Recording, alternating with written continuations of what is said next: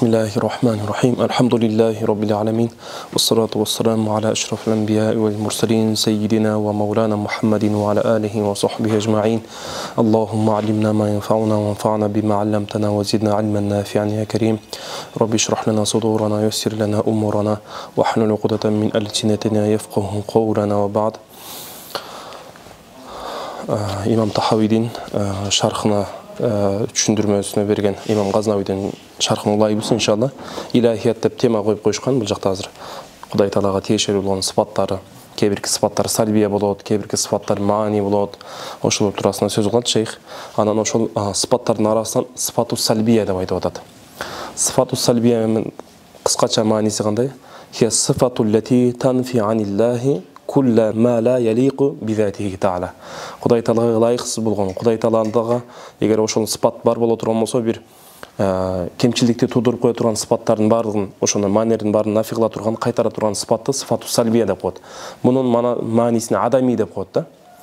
Анын эле мукабилине каршысына сыфатул маани, сыфат вujудия деп коет. Анткени ал нерселер, ал сыпаттар, мисалы үчүн сама, басар деген сыпаттар Алла Тааланын затында бар сыпаттар да. Мисалы үчүн бул бако, берки неме, кыдам деген сыпаттар боло турган болсо, бул Алла Тааланын затында жок сыпаттар деп айтышат. Хорижде жок сыпаттар. Хорижде жок сыпат болгонун бул эмне кылат экен? Алла Тааладан нафи кылып кайтарат.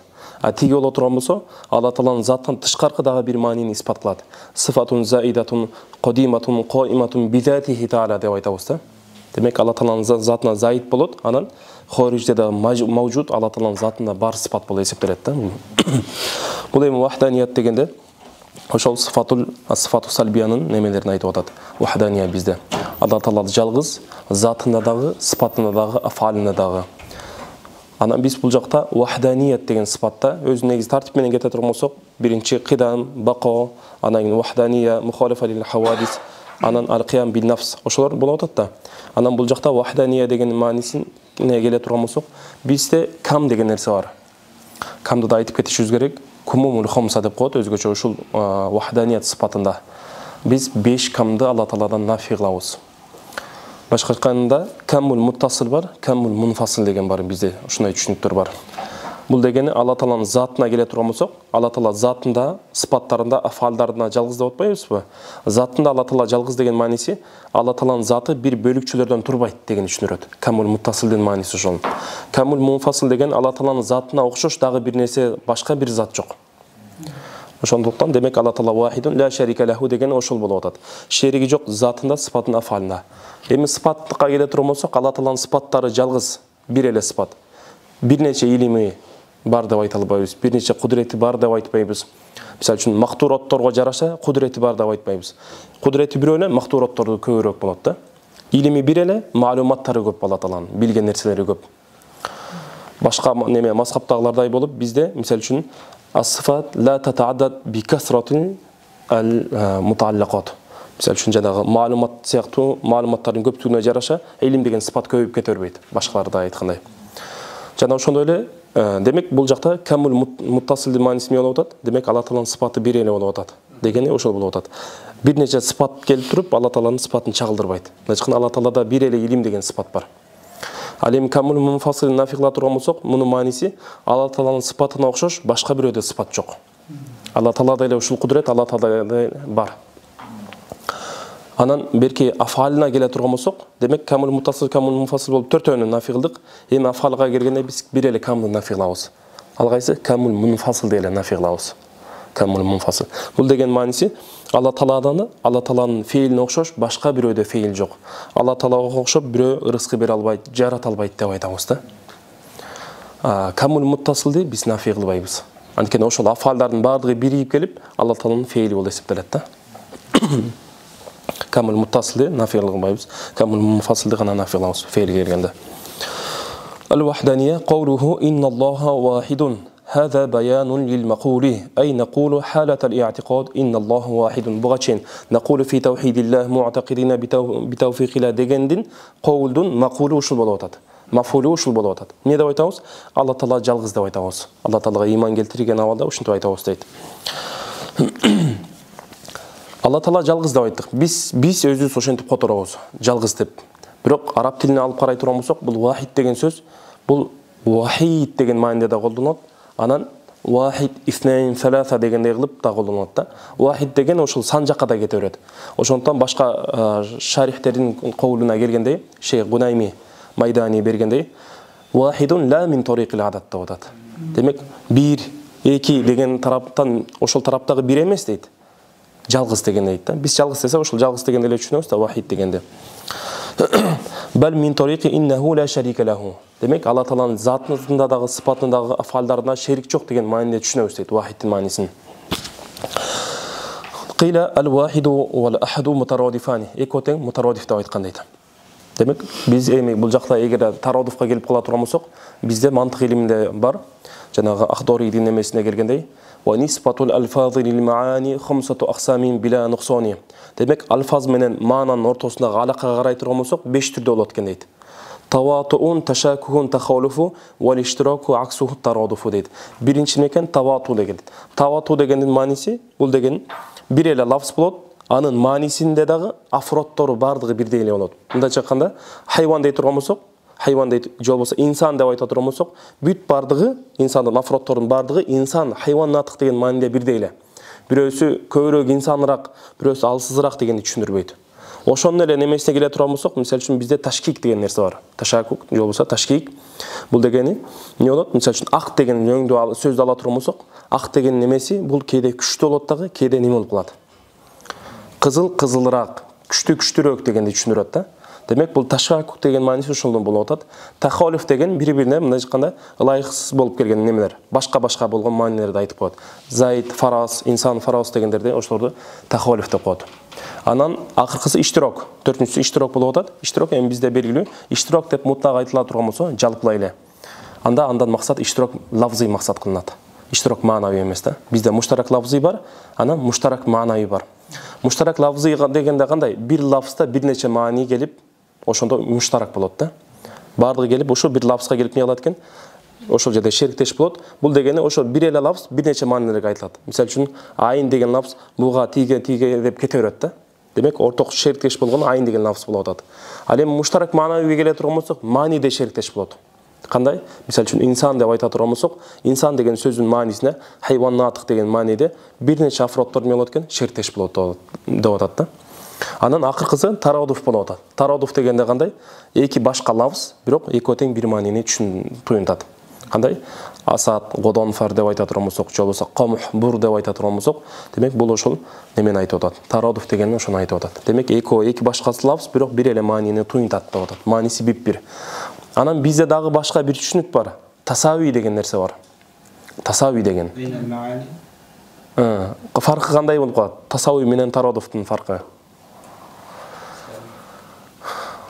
Тарадуф жаңы азыркы эле айткандай, лафз менен маанинин ортосунда алака болуп атат. Ал эми тасаввиге келе турган болсок, бул маана эки кулли болгон, маани дегенде жалпы маани эмес, эки кулли болгон маанинин ортосундагы алаканы эгерде жанагындай шарттар табыла турган болсо, ошону тасавви деп коебуз. Тасавви табайын, мунхусус мутлак, мунхусус важи деген бул эки куллидин ортосундагы алаканы ошолорго айтылат да. Бул дегени, мисалы үчүн бир лафз бар, бир лафздын мааниси бар.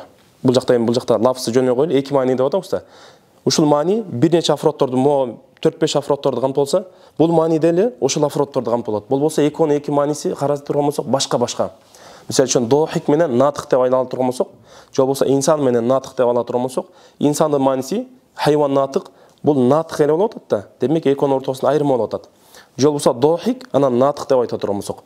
Демек дохик дегенибиз Заид, Бакр ушуларга келе турган болсо, натык деле ошолорду камтып алат да. Бирок экөөнүн немеси, мааниси эки башка болуп калат. Фарк ошол да, тасави менен тарадуф. Кээде бир аз неме болуп калышы мүмкүн, чаташып кетиши мүмкүн, бирок экөөнүн ортосунда фарк бар. Вакад жаа фил Кур'ани васфуллахи бихима. Кур'ан Каримде бул экөө менен тең Кудай Таала сыпатталып келген дейт. Ахад, вахид деп сыпатталып келген. Кала Таала астаизу биллахи хуаллахул вахидул каххар. Ва кала Таала кул хуаллаху ахад. Ва кила юфиду куллу ва бул ушул неме шейхтин неме кылганыгы эмне болуп атат? Ушул тарадуф болгондугу менин немемде көз карашымда ушул жакшыраак деп атат.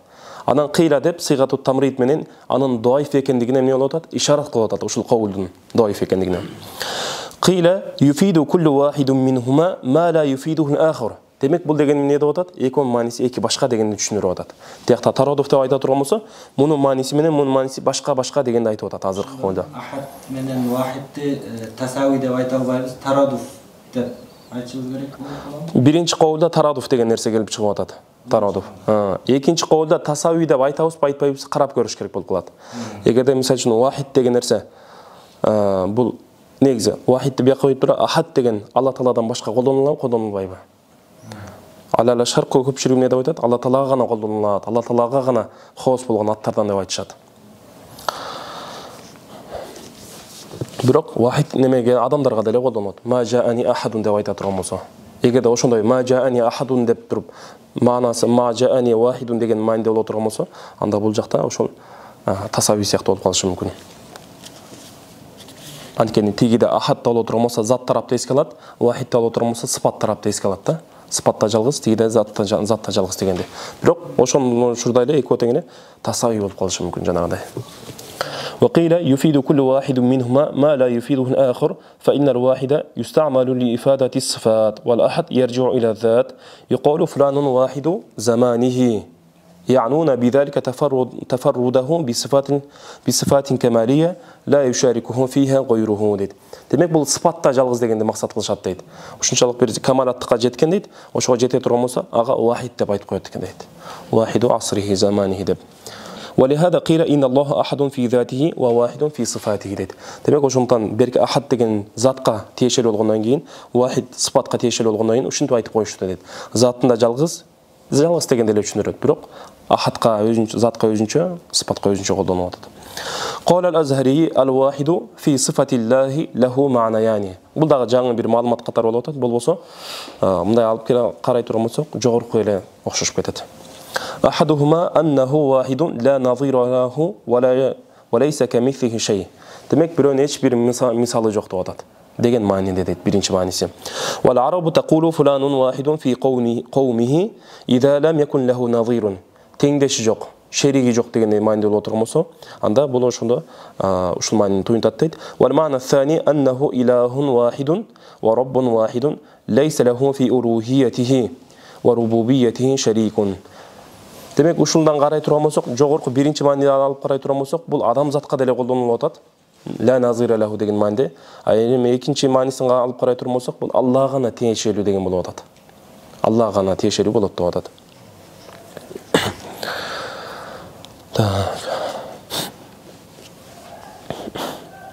Анан бул ошол Азари дагы башка бир жерлерде келип мындай деп айткан экен, бул ахадият деген сыпат бул Алла Таалага гана колдонулат, башка колдонулган болбойт деп айтат экен. Бирок муну карап көрүш керек дагы изилеп. وعبر بعض أصحابنا عن التوحيد فقال هو نفي الشريك والقسيم والشبيه дейт. Демек таухидке ушундай деп тариф берген дейт. Жол болсо бизге буга чейинки белгилүү болгон тариф ифрадул ма'буди бил ибадати. Алла Тааланы жалгыз деп билүү. Ва атиқаду вахдатихи затан ва сифатин ва аф'ал. Затта, сифатта, аф'алда бир деп этикад кыла турган болсок, ошол таухид болуп эсептелет. Хуа нафи шарик. Шарик белгилүү эле. Вал касим дейт. Касим деген бар, бизде кисмат деген бар, максим деген бар. Бул уже жанагы адаб басбыр муназара же болбосо кээ-бир мантыктын кээ-бир жерлеринде колдонулат да бул нерселерде. Эми болбосо ар бир илимде эле колдонулат. Бирок ошол көбүнчө тиги неме тарапта көбүрөөк колдонулат. Жанагы биринчи айтылган илимдерде. Бизде кисм деген бар. Мисалы үчүн ысым фейл харф ала турган болсок, ысым фейл харф. Бул неден келип чыгып атат? Калимадан келип чыгып атат. Калима бул максим болот. Мавду судур кисма болуп атат да, максим деген. Ал эми анын астындагы тургандары калима менен ысым фейл харфтын алакасын алып карай турган болсок, аксам, кисм аксам болуп калат да, максим аксам болуп калат. Булар буга эмне болуп калат? Кисм болуп калат. Ар бири кисм болуп калат. Тиги болсо, калима болсо максим болуп калат. Анан эми ортосундагы алакасын алып карай турган болсок, бул ошол косим болуп калат. Анткени кысматтын шарты табайын, ар бири-бирине карама-каршы болуш керек. Ысымдын мааниси башка болуш керек, фейлдин мааниси башка болуш керек, харфтын мааниси бири-бирине башка болуш керек. Табайын болуш керек. Табайын. Ар бир аксамдардын ортосунда табайын шарт кылынып бири-бирине карама-каршы. Табайынды түшүндүрүп берген лафз бизге кайсы? Косим деген ошол. Карама-каршы дегенди түшүндүрөт. Алла Таала карама каршы боло турган зат жок. Ва шабих белгилүү эле, шабих деген өткөндө айтканбыз, назир боло турган болсо көпчүлүк сыпаттарда масил бардык сыпаттарда шабих кээ-бирки сыпаттарда окшош болгонго ошентип колдонуп коет. Фаллаху вахидун фи аф'алихи, Алла Таала аф'алдарында дагы жалгыз. Ла юшарикуху ахадун фи ижадил маснуат. Эч ким ага шерктеш боло албайт бул аф'алдарында. Ошол маснуаттарды жаратууда. Ва вахидун фи затихи ла косима лаху ва ла таркиб. Демек Алла Таала косимина да жок, анын таркиби да жок, мураккаб кылынган эмес деп атат. Демек бул дегени жанагы жогорку айткандай ла косима лаху дегени бул неге кайтып атат? Камул мутасилге же мунфасилге кайтып атат? Камул ла косима лаху деген камул мунфасилге кайтып атат. Демек Алла Тааланын затына окшогон башка бирөөдө зат жок деп атат. Ла таркиба лаху деген бул камул мутасилге кайтып атат. Түшүнүңүздөрбү? Мураккаб кылынган эмес. Ва вахидун фи сифатихи ла юшбихул халqa ла юшбихул халqa фиха. Ошол сыпаттарда эч бир немеге махлукаттарга окшобойт. Ма'рифатуллахи та'ala ва баяну вужубиха ва тариқиха. Эми азыркы өтө турган темабыз Алла Тааланы таануу. Бул неме важип болобу, акыл менен важип болобу, же болбосо такрит менен тааныш керекпи дегендей ошондой тема. Ва qabla iqamatil barahin ala tawhid la budda негизи фан кээ-бирки нускаларда неме болуп калат. Бул жакта фала будда фанын бул жакта ордунда немеси деле жок бул жактачы. Ошондон ва qabla iqamatil barahin ala tawhid la budda ошондой кетиш керек. La budda min zikri ithbati wujubi ma'rifatihi. Демек таухидке бурхан алып келип, аяттардан, хадистерден, акый далилдерден алып келектен алдын бисмилля кылышыбыз керек дейт. Алла Тааланы марифат кылуу бул важиппи, важип эмеспи, ошол жөнүндө сөз кылып кетебиз. Эгер важип дей турган болсо, кандай жол менен оны неме болот? Тааныйбыз Алла Тааланы. Ва кайфияти ал-вусули иля залик. Кантип жетебиз ошол марифатка? Ошону баяндап кетели дейт. Фа нақулу ихталафа ан-насу фи вужуби ма'рифатиллах. Алла Тааланы таанууда, Алла Тааланы ушул темада талашкан дейт, ар кандай пикирлерде болушкан. Фа захабат ал-хашавiyya жобуса ал-хашвiyya деп окусаңыз болот, эки түрдө окусаңыз болот. Биякта астына айтабыз. Алладина ятааллакуна биз-завахир. Хашавиялер деген кимде десе айтып атат. Завахир нусустарга, нусустун сырткы маанилеринен карман алат дейт. Анан ошону эмне кылат дейт? Ошого иатикад кылат дейт. Өзгөчө муташабихат аяттарына келе турган болсок, эмне кылат дейт? Алла Тааланы окшоштурат ошол муташабихат аяттарды карман алып, Алла Таала мынакей Алла Таалада ят бар. Неме дегендей деп айтышат. Иля анна ма'рифаталлахи гайру важибатин. Демек Алла Тааланы тааныш, акыл менен, назар менен тааныш бул важип эмес деп атат. Тактап айтканда мо 3тө карасаңыздар, ай гайру важибатин бил акли ва иннама татаваккафу ала сам'i фақат. Бул деген акылдарды иштетпей, неме кылыш керек, только акылга таяныш керек деп айтышып атат. Балил важиб важип болгону кайсы десе, Алла Тааланын фи хаққилла десе, ал-и'тиқаду сахих ал-мустафад биз-завахир дейт. Завахир аяттар, завахир хадистер мени неме кылса, ошого и'тиқад кыла турган болсоң, ошол важип болот дейт. Марифат кылып Алла Тааланын заты менен жанантип биздин ошол улама мутакаллимдер айткандай кылып тааныш важип эмес дейт. Ва анкару ала al-mustadillina bid-dalail al-aqliyya. Ошолорго дагы керек болсо инкар кылышкан дейт. Силер эмне болуп кеттиңер? Философ болуп кеттиңер деп. Бүгүнкү күндө деле көрүп атабыз да. Акыйда жөндөө же болбосо илмил калам жөндөө сөз кылып кое турган болсоң, астагфирулла, буга философия аралашып кеткен, мантык аралашып кеткен бул болбойт. Бул салафи солихиндердин зорунда болгон эмес деп келишет да. Ошону эле. Aslında bir de qarab qo'yingizlar, al-hashviyya ma'khudatu min al-hashwi. Bul birinchi qovulda, agarda hashvudan ala turgan bo'lsa, bir narsani janaga nima deb qo'ydik, bularda neyli? Plombanda hashvu deb qo'ydi, plomban. Bir narsani to'ltirib salib hashvu deb qo'ydi. Bi ma'na idkhol summu bihi. Bir narsani kirgizib to'ltirib o'shol yerda nima deb qo'ya turgan bo'lsa, бүтөп кое турган болсо ошону хашв деп коет. Сумму бидалика не үчүн булар хашвия деп аталып калды. Ушул могун эмесине карай турган болсо хашвия деп аташыбыз керек. Не үчүн десе, лианнахум яхшуна ал-ахадис аллати ла асл лаха фил ахадис ал-марвия ан расулилlah. Пайгамбарыбызга жеткен хадистерге аралаштырып салат дейт. Өзгөчө ушул жанагы муташабихат аяттарында, муташабихат хадистеринде ошол бапта булар эмне кылат? Көбүнчө даиф болгон хадистерди неме кылат? Өзү болбосо, мисалы үчүн фикке келгенде эмне болуп калат? Бул хадисиңер даиф, бул Бухариде келбептир, Муслимде келбептир дейт. Бирок өзгөчө сыфатул муташабихатка келе турган болсок, булар айткандай сыфат ихбарияга келе турган болсок, анда эмне кылат? Ошол жанагы даиф болгон хадистерде карманган жерлери көп. Ай юдхилунаха фиха ва лайсат минха. Пайгамбарыбыз хадисте айтышат, бирок ошол даиф болсо деле Бирок ал пайгамбарыбыздын хадисинде эмес дейт. Ва кила сумму бил хашвiyya lima yaquluna bihi min anna Allahu ta'ala zu makanin ay yusbihu fi hashwi al-alam ay dakhilihi дейт. Демек аламдын ичинде деп айта турган болсом, демек бул эмне алат экен? Аламдын ичинде дегени эмне болуп атат? Алла Таала арштын үстүндө деп атат да, бул деген аламдын ичинде деп атат. Ва кила кийинки ковру. Эми үчүнчү азыркы мо кыйлага карай турган болсок, анда хашавiyya деп аташыбыз керек болуп калат. وقيل إن الحسن البصري رحمه الله حضر مجلسه يوما أناس من الرعاء койчуман бири ошондой жөнөкөй адамдар келип калыптыр. Такалламу бис-сакти индаху. Болбогон сөздөрдү айттыр да, алдына келип алып. Фaqala ruddu haula ila hasha al-halaqa дейт. Четне, халаканын четне немет алып барып салла деп айткан дейт. Анан ошондон кийин фасумму бил хашавiyya дейт. Хашавiyya деп аталып калышкан экен. Ила хашал халакати ила васатиха эмес, ила طرفها هذه المعنى بالجبهة. وهذه الفرقة كما قال شيخنا الدكتور حسن الشافعي حفظه الله والشيخ تيرو شيخ جنا айтканбыз 90 жашка чыгып калган азыркы кезде дагы мавакифтан сабак берип атат. Ошол айтып атат: "Тажмау мавакифахум хасаис хия". Буларды ошол чогултуп турган бир нече өзгөчөлүктөрү бар. Алар кайсы десе айтып атат: "Ал-i'timadu ala-an-nas wahdahu tariqun ila al-i'tiqad wal-ma'rifati ad-diniyya". Демек, бизде жанагы билесиздер да, asbabul ilmi lil khalqi salasatun. Asbabul ulum lil khalqi salasatun деп келет да, үчөө. Анан биринчи хис, анан акыл, анан кийин хабар содик. Хабар сахи болуш керек да. А булар эмне кылат экен, ошону бир эле накылга чектеп коет экен да. Wa rafdul aqli wa adillatahu. Акылды дагы анын далилдерин дагы четке кагышат экен. Экинчи өзгөчөлүгү кандай десе? Суу фахмин нусуси динiyya. Ошондо настарга таянат. Бирок наска таянганда дагы андан жакшы бир түшүнүккө келбейт дейт да. Туура эмес түшүнүктөргө барат дейт. Haythu inna hadhihi nusус ta'taddu bil aqli wa tatadammanu barahin aqliyya. Керек болсо ушун булардын таянган нусустарына келе турган болсо, булар акылды, бул нусустар өздөрү акылды этибар кылып атат. Афала янзурун, афала яқилун деген аяттарга карай турган болсок, эмне болуп атат? Акылды иштеткиле деген аяттарга акылды иштетүүгө буйруп атат да. А бирок булар эмне кылып атат? Ошолорду четке кагып атат. ولا تكتفي بتقرير هذه العقائد عارية من الأدلة والبراهين. Анан бул ушул нусустарды карай турган болсок, булар ушул далил, бурхандарды алып келүүдөн мындай бош болбойт дейт. Ар биринде керек болсо талап кылат дейт.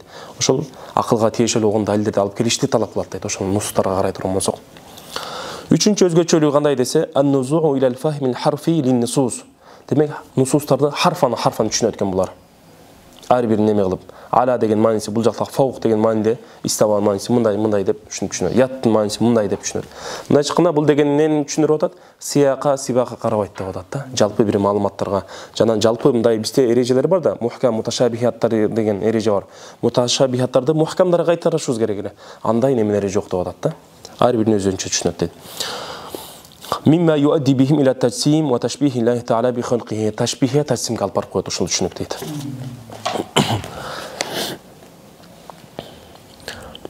وذهب جمهور المسلمين إلى أن معرفة الله واجبة. Жалпылар айткан экен, мусулмандардын жалпы бөлүгү Алла Тааланы тааныш важип болот. Бирок кандай жол менен тааныйбыз, ошого ихтилаф болгон. Лакиннахум ихтилафу фи тарикиха. Фамазхабу суфиyyati ва асхаби at-tariqati. Булар эмне деп айтышат экен? Анна тариqu ma'rifatillahi innama hiya bir-riyadati ва tasfiyati al-batini. Демек, рияда менен болот дейт. Рияда дегени ошондой жана атайын амалдарды аткарыш керек, кыйын болгон амалдарды. Анан ошондон кийин болот дейт. Ички дүйнө тазарат, ички дүйнө тазаргандан кийин анан марифат келет дейт да.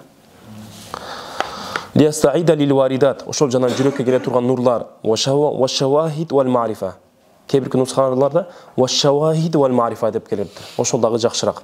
Ва шавахид келе турган болсок, Алла Тааланын жалгыздыгын, Алла Тааланын бири экендигин түшүндүрүп бере турган, көргөзүп бере турган далилдерге дайыр болуштугу үчүн. Вал марифа Алла Тааланын анан кийин тааныганга. Ошол далилдер келет, далилдер келгенден кийин Алла Тааланы тааныйт деп атат да. Аллати яжазул аклу ан та'бириха. Бирок бул шавахид маарифтерге келе турган болсок, адам баласы өзүнүн немеси менен, акылы менен түшүндүрүп бере албайт дейт. Акылы менен жете албайт деп атат да, мындай чыкканда. Акылы менен жетпейт, ошон үчүн биз риядага таянып атабыз дейт. Фа умдатухум ала завqi фи идракил маариф. Бир нерселерди билүүдө булар эмнеге таянат экен? Завк. Ар бир нерсе өзүнчө неме кылыш керек экен. Вал азвак тахталиф. Анан ар биринин завкы ар башка болот да.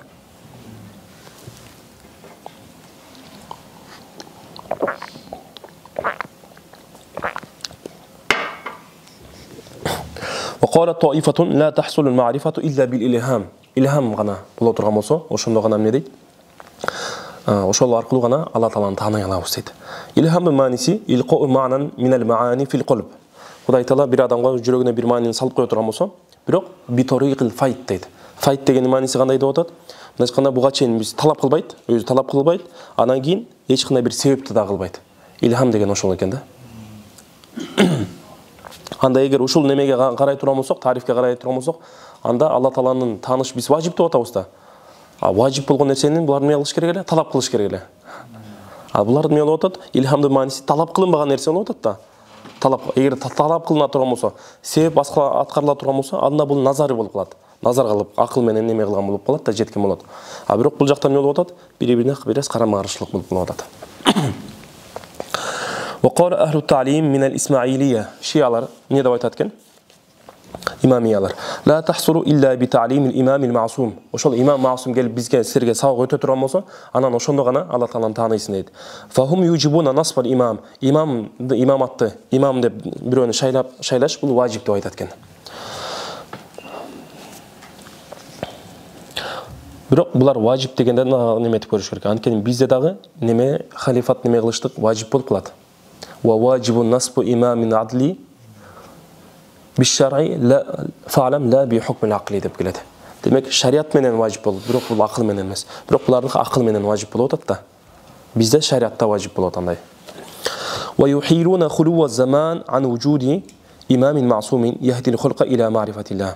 Демек не деп айтышат экен? Ошол адамдарга Алла Тааланы тааныта турган имамдын бир ошол заманда болбоштугу бул мустахил деген нерсе деп айтат экен. Мындай жакында ар бир заманда ошол адамдарга Алла Тааланын мa'рифатын, Алла Тааланы тааныта турган адам имамдар бар деп атат да.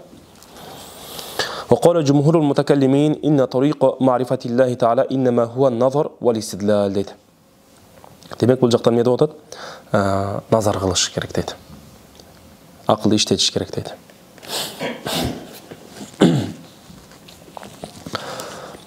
İzil ilmu bi wujudihi laysa bi daruri. Ne üçün biz nazar kılışımız gerek? Mına çıkanda bizde jana tasavvur tasdıq kılıp bölөбүз да илимди. Анан илимди да жалпы неме кылганда биз назари, дарури деп бөлөбүз да. Бадихи, анан назари кылып бөлөбүз. Бул жакта биз бадихи болгон нерсеге биз далил неме кылыштын кереги жок. Ал итак деле бизде мисалы үчүн өзүбүздүн мавжуд экенибизди бул нерсе алыбызда турганы булар бадихи нерсе болуп атат. Бирок назари нерсе болгондон кийин Алла Тааланын марифаты, Алла Тааланы таануу, Алла Таалага иман келтирүү, Алла Тааланын бул ааламды жаратуусу, бул назари болгондон кийин айла жок ага эмне кылыш керек болуп атат? Далил тургузуш керек болуп атат. Ошону айтып атат. Идил илму би вujудихи, Алла Тааланын бар экендигин иман келтирүү, билүү, лайса би дарури. Бул дарури эмес дейт. Бул жакта экиде турат. Илмул башар ятанаввау иля илмин дарури ва илмин назари. Фад-дарури ма ла яхтажу иля назарин ва истидлал ва назари ма яхтажу иля залика. Демек бул деген эмне деп атат? Назари Алла немеге, далилге, истидлалга муктаж болот дейт. Фал илму биллахи таала лайса даруриян из яхтажу иля далил. Вал максуду анна залика ли агhlabin нас. Бирок бул дагы дейт, эми көпчүлүк адамдарга 90-80% адамдарга ошондой назари болушу мүмкүн дейт. Ва илля фа бa'duhum кебиркилери вujudullohi инdahu azharu min kulli shay. Алла Тааланын мавжуд болуштугу керек болсо өзүнүн жанынан дагы абдал бадихият деп атат да. Бадихияттын эң туу чокусуна жеткен дейт. Кама кала ал-ариф биллахи ибн Атаилла ас-Сакандари.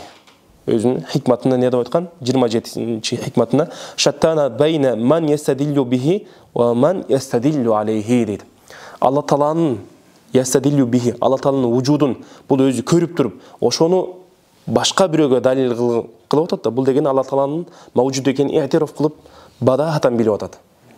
Ошол адам менен анан Алла Тааланын барлыгына далил тургузган ортосуна айырмасына, экөөнүн ортосуна чоң деген айырма бар дейт. Биринчиси Алла Таала менен Алла Тааланы далил кылат экен. Бул дегени, эгер сиз бир нерсени далил кыла турган болсоңуз, ал нерсени билиш керек да. Ал нерсени билиш керек. Демек ошо Алла Тааланы билет дагы, ошону далил катарга арманаттат. Ал эми экинчилер боло турган болсо, Алла Тааланын барлыгына далил тургузушат экен.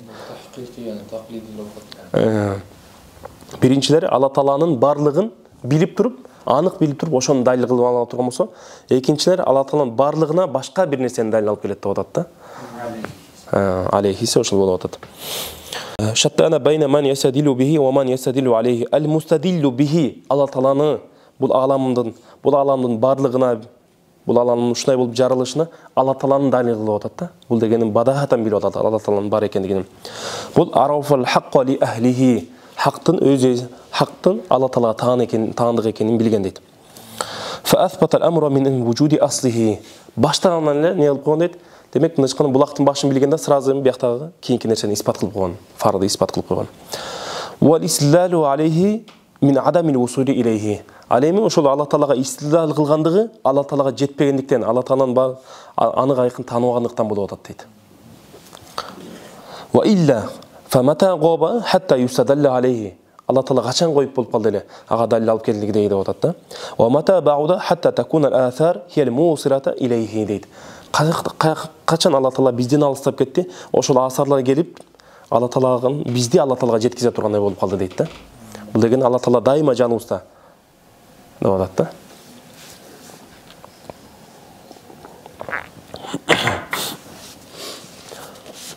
Демек назар кылып акыл менен жетебиз деп атат жумхур мутакаллимдер. Идил илму би вujудихи лайса би дарури фала будда лаху мин далил.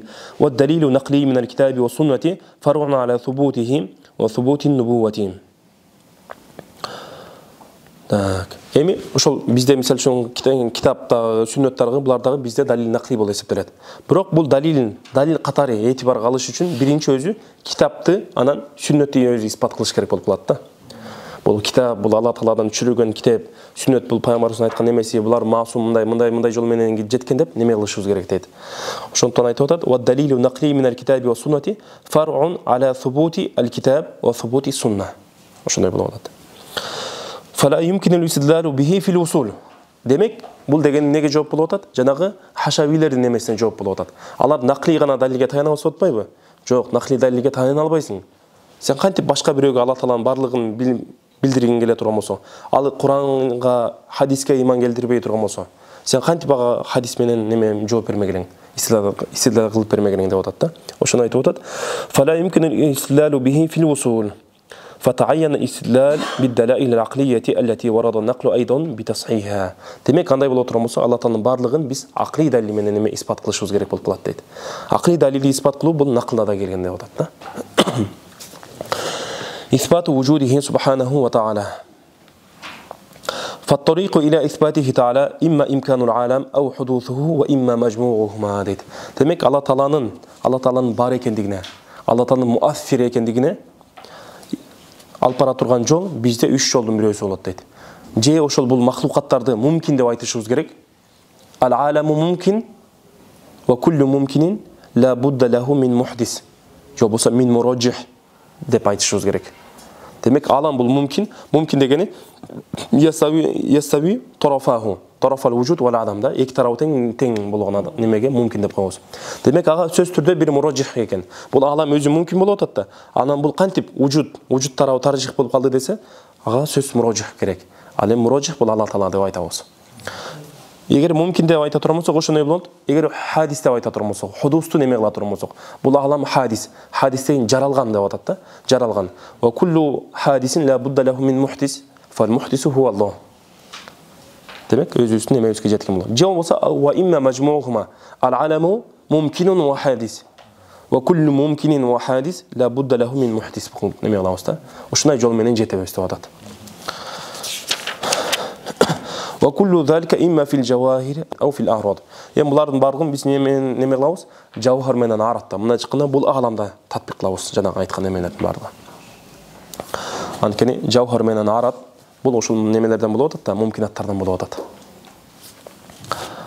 Жауһар белгилүү буякта турат. Ал жауһар хуна ма якуму би нафсихи. Демек өз алдынча бар болгон нерсени жауһар деп коебуз. Ал эми арат боло турган болсо ма ла якуму би нафсихи. Өз алдынча бар боло албайт, өңгө окшогон нерселер. فالإشارة إلى الاستدلال بإمكان الذوات في قوله تعالى والله الغني وأنتم الفقراء дейт. Демек, бул заваттар, бул алам мумкин экендигине биз истидал кылабыз деп атпайбызбы? Ошого бул аятта ишарат келген дейт. Кантип? Wallahu al-ghani, Алла Таала эч кимге муктаж эмес, ва антум al-fuqara, силер муктажсыңар дейт. Ал эми мумкин болгон нерсе бул муктаж болот дейт, мураджихке. لأن الممكن مفتقر في ذاته إلى من يوجده والواجب غني عن غيره في وجوده. والإشارة إلى الاستدلال بالحدوث في قوله في قصة إبراهيم عليه السلام لا أحب الآفلين. Эми жана худусқа келе турган болсок, бул адамдын хадиси менен дагы Алла Тааланын бар экендигин испат кыла алабыз деп айттык го. Демек ошого бул Кур'ан-ы Каримде наклан далил келди беле десе, ошого айтып атат, ишарат кеткен дейт. Ибрахим алейхиссаламдын кыссасында. Не деп айтып атат? Ла ухиббул афилин. Ошо мутагайир болуп, өзгөрүп кете турган, хадис боло турган нерселерди жактырбайм деп атат да. Асманды карап көрдү, күндү карап көрдү, кетип калды. Айды карап көрдү, кетип калды. Ошентип отуруп, анан айгында не деп айтты? Мен ушундай өзгөргөн эмелерди жактырбайм деп айтты да. فهذه الطريقة أقرب الطرق إلى أفهام الخلق. жалпы адамдарга ушул неме түшүнүктүүрөөк болот дейт. وذلك محصور في أمرين. Бул ошол худус, бул аламдын хадис экендигин испат кылууну эки жол менен түшүнсөк болот дейт. Биринчи далаилул анфус, экинчи далаилул афак. Далаилул анфус деген бул өзүбүздүн немебизди карай турган болсок, жаратылыш, түзүлүшүбүз. Биз кече күнү жок элек, бүгүн эле бар болдук. Белгилүү бир убакытка чейин жок элек, кийин бар болдук да. Ал эми далаил афакка карай турган болсок, бул жалпы сонун тартипте болуп тургандыгы, ошолордун баардыгы Алла Тааланын бар экендигин испат кылат дейт. ودلائل الآفاق المشار إليها في قوله تعالى سنريهم آياتنا في الآفاق وفي أنفسهم حتى يتبين لهم أنه الحق. أما دلائل الأنفس أربرين تقتلت فهي أن كل واحد يعلم بالضرورة أنه لم يكن موجودا ثم وجد. باشنا جوغلا كين بار بولуп калды дегенди анык ضرورة بداهة берет дейт. وكل ما وجد بعد العدم لا بد له من موجد وذلك الموجد ليس نفسه. Демек ошол жоктон бар болгон нерсени сөз түрдө бир нерсе жаратыш керек экен. Ошол жараткан зат ليس نفسه өзүн жарата албайт. ولا الأبوان ليس نفسه ولا الأبوين وسائر الخلق. ата энеси дагы эмес дейт, жана башка адамдар дагы эмес дейт. لأن عجزهم عن مثل هذا التركيب معلوم بالضرورة. Анткени алар да эле өзү жаратылган да. Өздөрү дагы алар жаратылган. Анан бул ушундай неменин таркипти, ушундай түзүлүштө бир немени махлукатты жаратыштык да булар алыс экендиги бизде айдан ачык эле көрүнүп атпайбы? Мисалы үчүн эч ким бирөөнүн ата энеси жаратканын көргөн жок да. فلا بد من صانع قديم مخالف لهذه الموجودات. Демек андай боло турган болсо, ошол жаратуучу ушундай кодим сони болуш керек экен дейт. Ошол азыркы мавжудаттарга карама каршы болуп, ошондолордон айырмалана турган сони болуш керек экен дейт. Wa amma dalailul afaq fa innal alam yataghayyar. Демек алам мутагайир болуп атат. Wa yudraku at-taghayyuru bil mushahadati min ikhtilaf al-fusul wal-layl wan-nahar wat-tulu'i wal-uful wal-ra'd wal-barq was-sahab wa ghayri dhalika. Демек бул алам өзгөрүп турат, анын өзгөрүшү бул мушахада. Мушахада менен көрүп атабыз, көзүбүз менен көрүп атабыз. Өзгөргөнүнө өзүбүз күбө болуп атабыз. Кандай болуп атат? Мезгилдер өзгөрүлүп атат, убакыттар түн кирип атат, күн чыгып атат дегендей. Жанагы чалган чаркылдап кайра жок болуп кетип атат. Булардын баардыгы эмне болуп атат? Мушахадатан көзүбүз менен көрүп турабыз да, өзгөргөндүгүн. Демек бул дагы эмне болуп атат? Ва куллу мутагайрин хадисин ла фала будда лаху мин мухдисин кадим дейт. Демек ошол хадис болгон мутагайрга сөз түрдө кадим болгон мухдис керек дейт. Ирлау кана хадисан лахтажа иля мухдисин ахир. Эгерде биз буну аламды жараткан зат хадис дей турган болсок, анда ал дагы башка бирөөгө муктаж болмок дейт. Фаядуру ва ятасалсал ва хума мухалани. Андай боло турган болсо, бул даур анан тасалсулга алып барып коёт дейт. Эгерде ар бири муну жаратты, муну кийин тиги жаратты, тигини ал жаратты деп кете бере турган болсок, даур менен тасалсул деген нерсе келип чыгып калат дейт. Даурда тасалсулдун даур айырмасы бар. Даур деген мааниси неме болуп калат? Биз өзү биринчи даурдун дагы эки түрүн айтып кетели. Даурдун эки түрү бар. Бирөөсү мухал, бирөөсү гойру мухал. Даур сабкый деп коет, бул мухал. Демек бул дегени не деп атат? Таваккуфу шей ала ма ятаваккафу алейхи ахир деген. Жол болсо таваккуфу шей ала нафсиhi. Бир нерсе алифти а баны жаратты, ба аны жаратты дей турган болсок. Мисалы үчүн ногу а баны жаратты дей турган болсок, а ба бул муну жаратты дей турган болсок, бул буга чейин жок болчу дегенин түшүнөрөт да, анан кийин жаралды. А биз кайра эле айтып атабыз, ушул муну жаратты деп атат да. Анда бир эле нерсе бир учуда кодим дагы хадис дагы болуп калат да. Бар дагы мавжуд дагы мадум дагы болуп калат. Бул даур, даурдун дагы дауру сабкый деп айттык. Дауру сабкыйдын дагы эки түрү болот. Дауру сорих болот. Бул анын бага таваккуф болгондугу, банын ага таваккуф болгондугу, бул дауру сорих деп коет. Даур мудмар деп коет. Бул да эле ошондой дауру сабкыйга кирет, бирок бир аз айланып туруп келет да. Мисалы үчүн алиф бага токтоп турат, ба алифке токтоп турат, неме, ба жимге токтоп турат, жим бага токтоп турат. Үчөө болуп кетип атат да. Же болбосо бияка дагы бир далилди алып келип кое турган болсоңуз 4 болуп кетет. Ушинтип кете берет да. Бирок акырында эмне болуп атат? Бул буга токтосо мындай болуп, бул кайра буга токтоп калып атат да, сепечка болуп кетип атат. Бири-биринен айланат. Ал эми тасалсул боло турган болсо, тасалсул бул неме давр сапкыйдын маанисин айттык. Анан давр маи дегени бул этибари нерсе. Убувват менен бунувват болгон нерсе. Мисалы үчүн бир адам бир эле учурда ап болот, бир эле учурда ибн болуп кете берет. Ухувват, мисалы үчүн заужият деген нерселер. Булар эмне болуп калат? Давр. Бири-бирин. Мисалы үчүн убувват деген убува деп айта турган болсо, сиз сөз түрдө менин түшүнөсүз, бунува. Бирөө ап дей турган болсо, бирөөнүн эгерде бирөөнүн ата бул баланча, бул ата дей турган болсок, анда анын сөз түрдө баласы бар экендигин түшүнөбүз да. Эгер муну бала дей турган болсок, анда сөз түрдө мунун атасы бар дегенди түшүнөбүз. Бул дагы давр, бирок давр маи. Мухал эмес бул нерсе. Эми тасалсулга келе турган болсок, тасалсул мисалы үчүн 2де турат, карасаңыздар. Таваккуфу вужуди амрин ала иллатин муассиратин фихи. Демек, бир нерсе бар болушу, ошол таасир бере турган бир иллатка токтоп турат. Мына жакканда анын барлыгы ошол иллат жаратып атат да, ошол иллат. Бирок бул иллатты башка бир нерсе жаратат. Аны болсо башка жаратат, ошентип кете берет. Акырына чейин, чеги жок. Эң биринчи затты ким жараткан десе, аны бирөө жараткан. Аны бирөө ушинтип кете берет да. Бул ошол неме тасалсул иля мараниха фи заманил аввали, же болсо фи заманил неме биринчи учурга айтылат. Түшүнүңүзбү? Тасалсул дегенде бул өткөнчө фил мади болот да, өткөн чакта. Бирок мустакбалда эмес. Ва хума мухалани. Бул эми мухал болот дейт.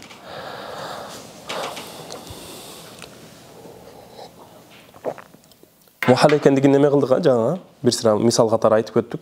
Же му астындагы окуйлуу.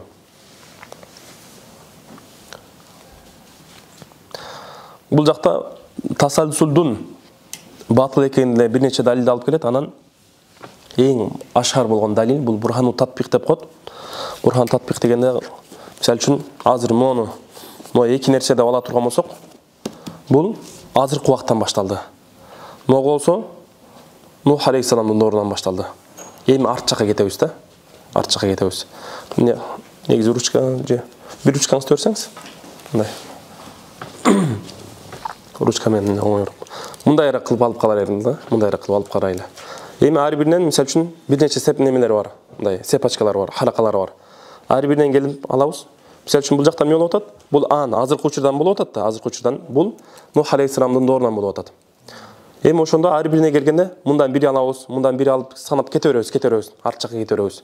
Эгерде кете бере турган болсо, до конца бүтпөй кое турган болсок, анда бул мухал болуп калат. Анткени ал мүмкүн эмес нерсе болуп калат да.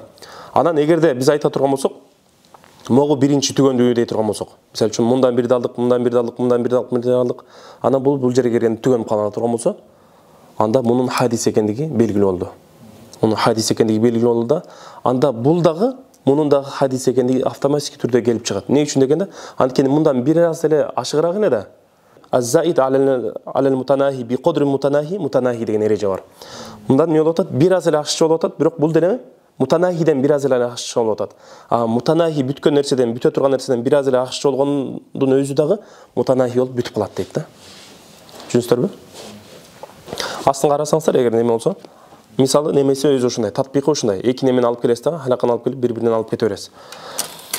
وأما بطلان التسلسل فبرهنوا عليه ببراهين متعددة أشهرها برهان التطبيق وهو أن تفرض من المعلول الأخير إلى غير النهاية جملة ومما قبله بواحد مثلا إلى غير النهاية جملة أخرى ثم تطبق الجملتين بأن تجعل الأول من الجملة الأولى بإزاء الأول من الجملة الثانية والثاني بالثاني وشنو كتورس جناغنداي بروسن مندайраак бирөөсүнүн кийинирээк алып кетебиз да, кете берет. فإن كان بإزاء كل واحد من الأولى واحد من الثانية كان الناقص كالزائد. Эгер ар бири эки ортон мындан алган сайын мындан да чыгып ала турган болсо, ошону кете бере турган болсо, анда бул өзү башында биз неметип айтканбыз да. Азыркы убакыт узунураак убакыт болгон. Нух алейхиссаламдын убакыты кыскараак убакыт болуп атат да. Анда заид менен мутанахи эгерде экөө тең бүтпөй кете бере турган болсо, анда экөө тең экен деген нерсе чыгып калат. Бирок башында биз өзү не деп айттык эле? Бул заид, бул мутанахи деп неме, нақис деп айтканбыз да. Ошол сөзүбүзгө карама-каршы келип калат. Wa in lam yakun faqad wujida fil ula ma la yujadu bi izaihi shay'un min ath-thani. Эми эгерде до конца кетпей, бир аз жерге келгенде токтоп кала турган болсо, анда эмне болуп калат дейт? Фатанқату сания, экинчи немеси токтоп калат да, ва татанаха, бүтүп калды дагы, ва ялзаму минху танахил ула айдан. Анда биринчи дагы токтоп калыш керек болуп калат. Эмне үчүн дегенде, лианнаха ла тазиду ани сания илля би кадрин мутанахи. والزائد على المتناهي بقدر متناهي يكون متناهيا بالضرورة деген эреже бар бизде. Эки мындай чыкканда, мындан бир аз эле неме болуп отурган болсо, ашыкча болуп отурган болсо, анда могу сөзсүз түрдө бүтөт. Мерге бүткөндөн кийин могу да бир аз мияка жеткенден кийин бүтөт да бул деле.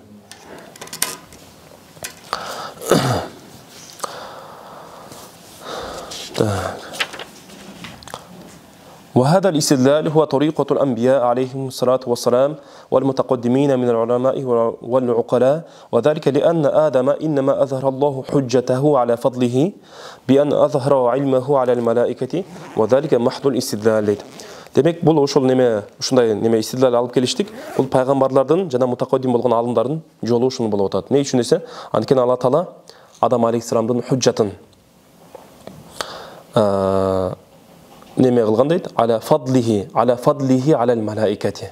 Периштелерден караганда немерек авдол экендигин Алла Таала ошол худжаты менен көрсөтүп атат дейт. Кандай кылып атат? Би ан азхара илмаху алал малаикати. Алла Тааланын илимин неме кылып көрсөтүп атат.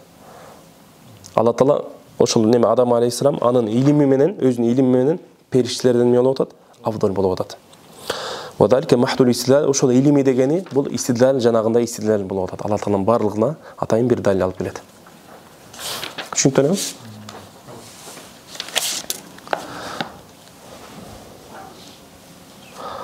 وقال سبحانه وتعالى إخبارا عن نوح عليه السلام يا قوم أرأيتم إن كنت على بينة من ربي وآتاني رحمة من عنده فعميت عليكم أنلزمكموها وأنتم لها كارهون.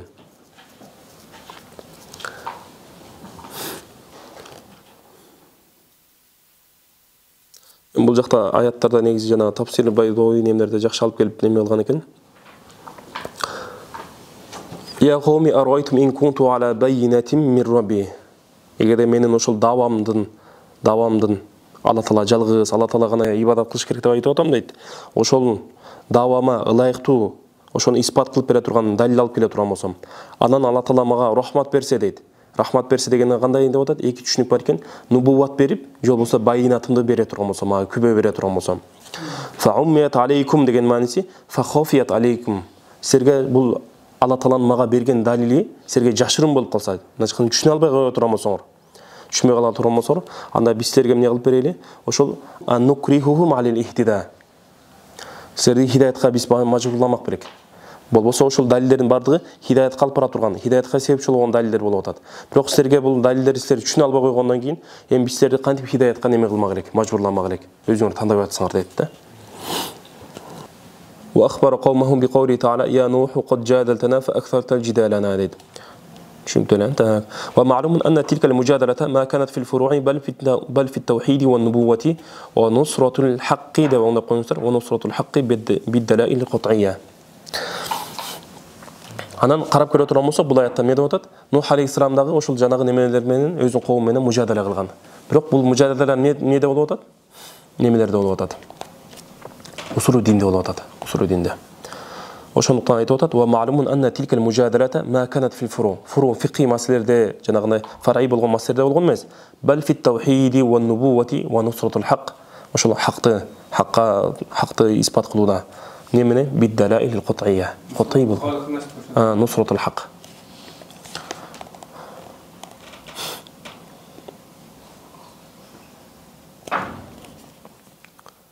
ولإبراهيم عليه السلام مقامات أولها مع نفسه.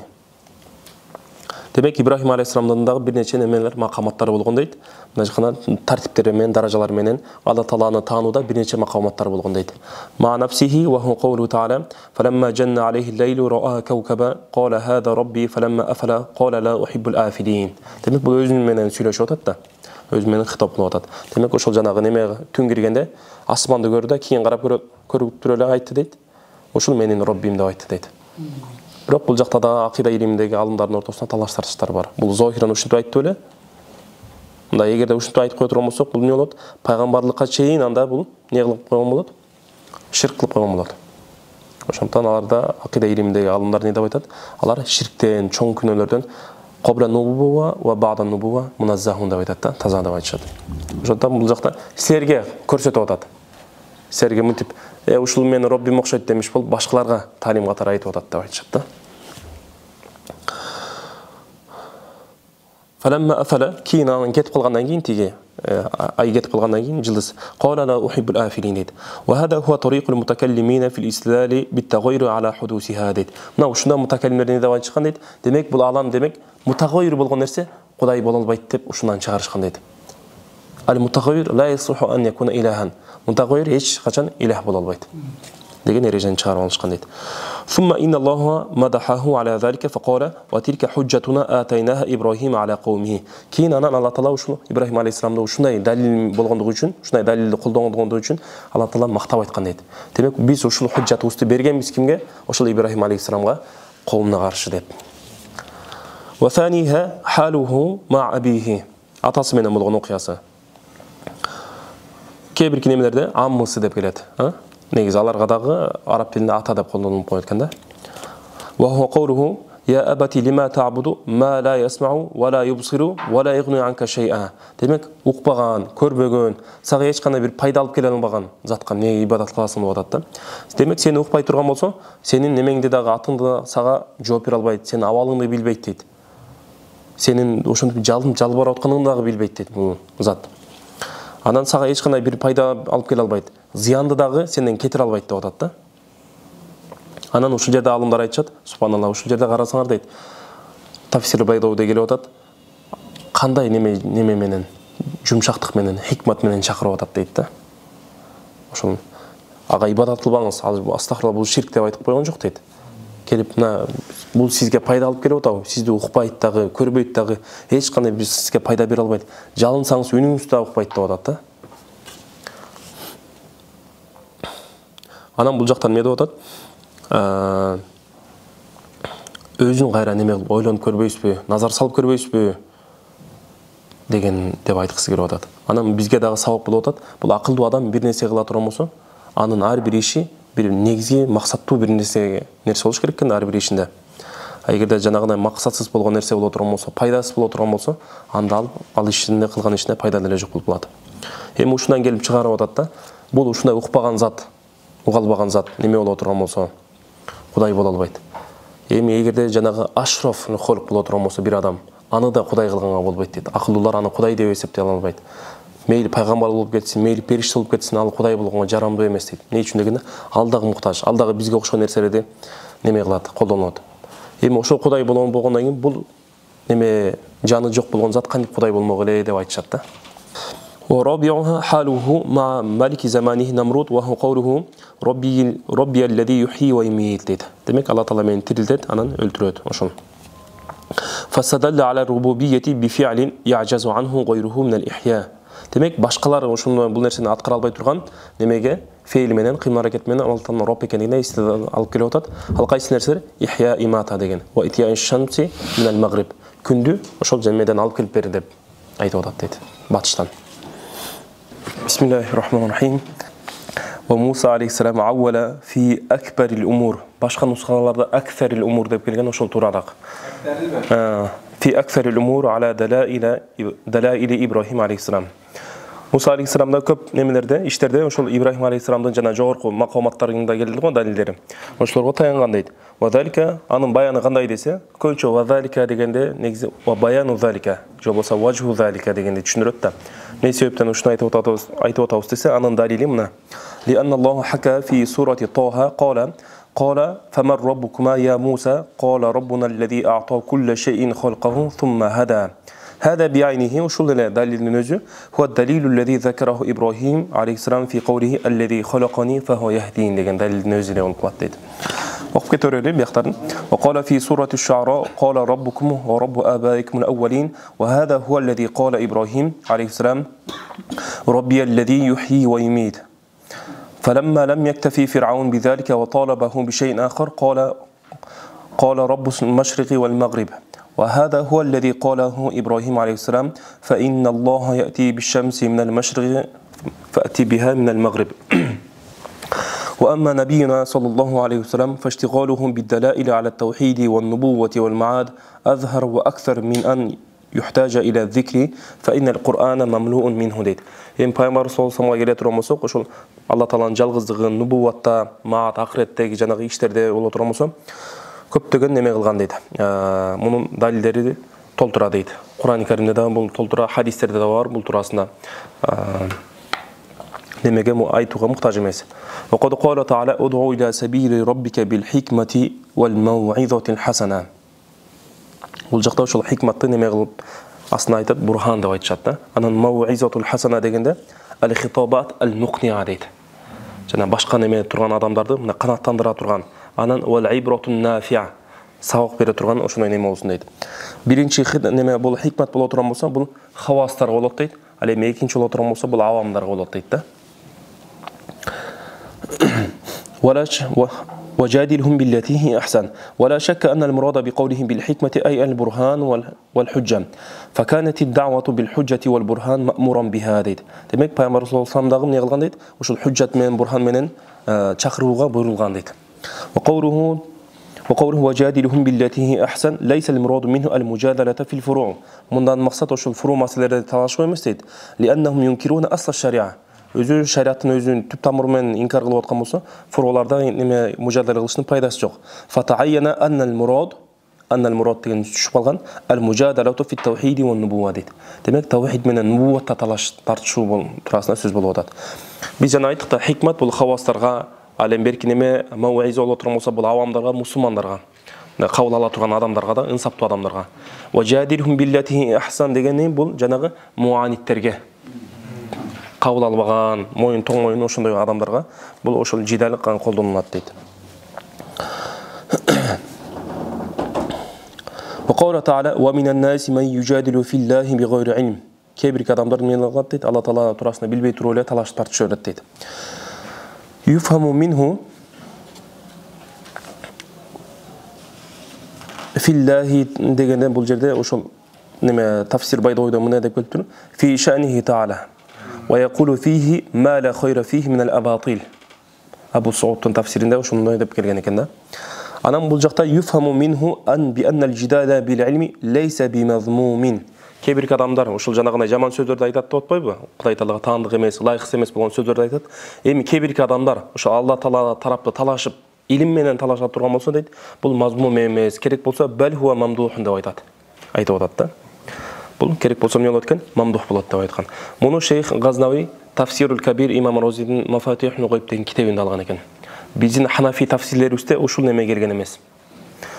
Юфхаму минху би аннал жидала бил илми лейса би мазмумин бал хуа мамдух деген Тафсирул Кабирде гана айтылган. Бираз ибараларда айырмачылык бар, бирок ушул эле нерсе тиякта айтылган. Бирок мисал үчүн бизде Насафиде карай турган болсок, Абу Саудтун тафсирине карай турган болсок, өзүбүзгө белгилүү ошондой немелер бар.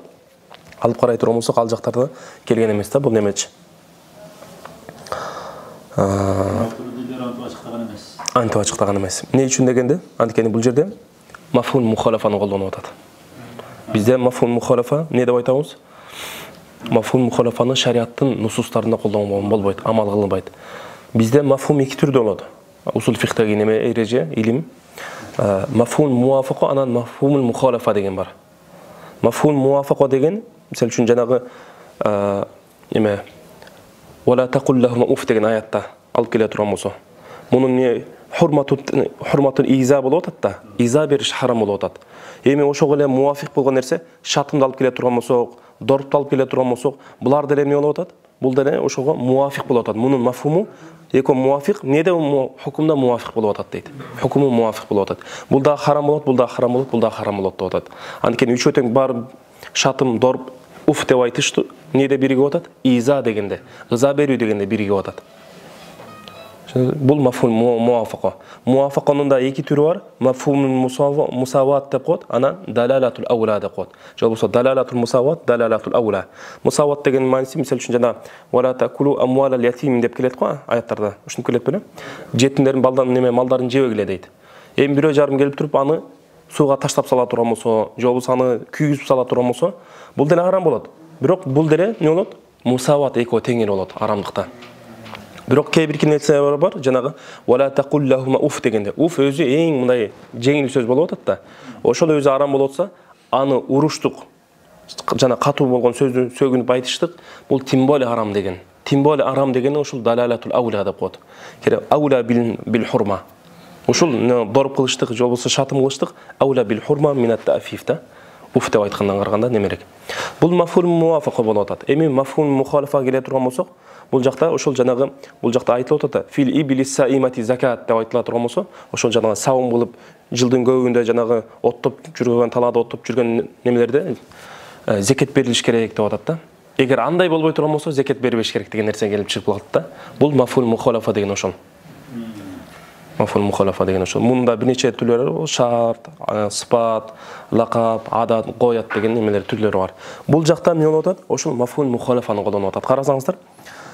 Демек, бул жакта өзү сөз эмне туурасына кетип атат? Зам, жамандоо, неме зекүү сыягында кетип атат бул жерде аят. Ва минан наси кебир адамдар ушундай кылат дейт. Жамандап айтып атат да. Илимсиз эле талаша берет дейт. А мындан мен түшүнсөк болот. Илимдүү болуп талаша турган болсо, Алла Тааланы арулоо максатта талаша турган болсо, анда бул мазмум эмес деп атат да. Бул мафхум мухалиф болуп калат бизде. Негизи бул жанагы Абул Баракат Насафидин Иатимат фил Иатиқод деген китебинде дагы ошол мафхум мухалифаны колдогон жерлери бар экен да ал жакта да. Болбосо биздин усулубузга алып карай турган болсок, бизде ошол неме Куранда, Сүннөттө колдонсок болбойт. Бирок адамдардын сөзүнө колдонсок болот. Адамдардын сөзүнө мафхум мухалифа колдонулат. А китептерде да колдонсок болот, алымдардын сөзүндө да колдонсок болот.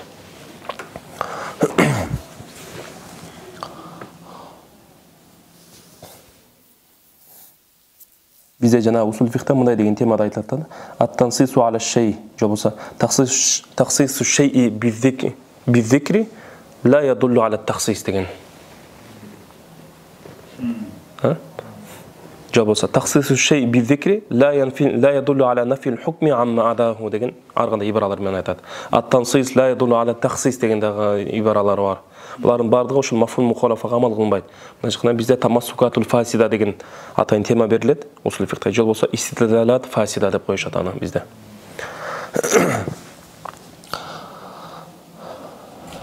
Wa annahu ta'ala amarna bin nazari wa tadabburi wa tafakkur. Demek nazar kılış gerek, fikir kılış gerek degen bu jaqta jeyintik çıkıp atat. Faqala qul inzuru madha fi as-samawati wal ard. Aw lam yanzuru fi malakuti as-samawati wal ard. Malakut degen milk degen manada mulk. Wa zakara at-tafakkura fi ma'rid al-madhi. Oşa tafakkur kılууну maqto iretinde aytıp ketken deyt. Ne dep? Faqala inna fi zalika la zikra li ulil albab dep aytkan deyt. Akıllı ehlileri üçün eskertүү бар dep aytkan. Inna fi zalika la ibratan li ulil absar wa dhamma al-i'rada anil ayat. Көпчүлүк жанагы аяттарда дегенде Алла Тааланын жалгыздыгын, бирлигин көрсөтүп тура турган жанагы асарлар бар го, жаратылыштар. Ошордон иарод кылып, жүз буруп, алардан алып сабак албагычты жаман деп Алла Таала көптөгөн аяттарда жамандаган дейт. Фaqala wa ka'in min ayatin fis samawati wal ardi yamurruna 'alayha wa hum 'anha mu'ridun deyt. Гофил дейт. Канча деген аяттарды көрүп атат, Кудай Тааланын барлыгына, бирлигине көрсөтө турган, чакыра турган аяттарды көрүп атат, бирок жандан өтсө гаплетте өтүп атат, андан сабак албай жатат деп атат да. لهم قلوب لا يفقهون بها وذم الله تعالى التقليد فقال حكاية عن الكفار. Demek ошол куфарлардын сөзүн мынтип айтып атат. Inna wajadna aba'ana ala ummati wa inna ala atharihim muhtadun. Demek ошолордун эмеси менен, жол менен эрчибиз деп атат. وقال تعالى بل نتبع ما وجدنا عليه آباءنا تيلرن. وقال تعالى حكاية عنهم ده بل نتبع ما وجدنا عليه آباءنا. وكل ذلك يدل على وجوب النظر والتفكر وذم التقليد. عقيدة بابنا تقليد кылган бизде мазмун болуп эсептелет. Бирок берке неме тaqlid кылып, бирөө жарым ушун баланчанын Кудайына ыйман келтирдим, ошол айтканына ыйман келтирдим дей турган болсо, ыйманы өтөбү өтпөйбү дегенде талаш тартыштар бар. Турарагы ыйманы кабыл болот деп айтышат. وإيمان المقلد ذو اعتبار بأنواع الدلائل كالنصال деп бадул амал деп ушинтип келет. Ошол эгерде мукаллид ыйман келтире турган болсо, баланчанын Кудайына ыйман келтирдим деп айта турган болсо, ушул ыйман келтирген Кудайына мен да ыйман келтирдим дей турган болсо, ал эсептелет дейт. Өтөт деп атат да. Ошол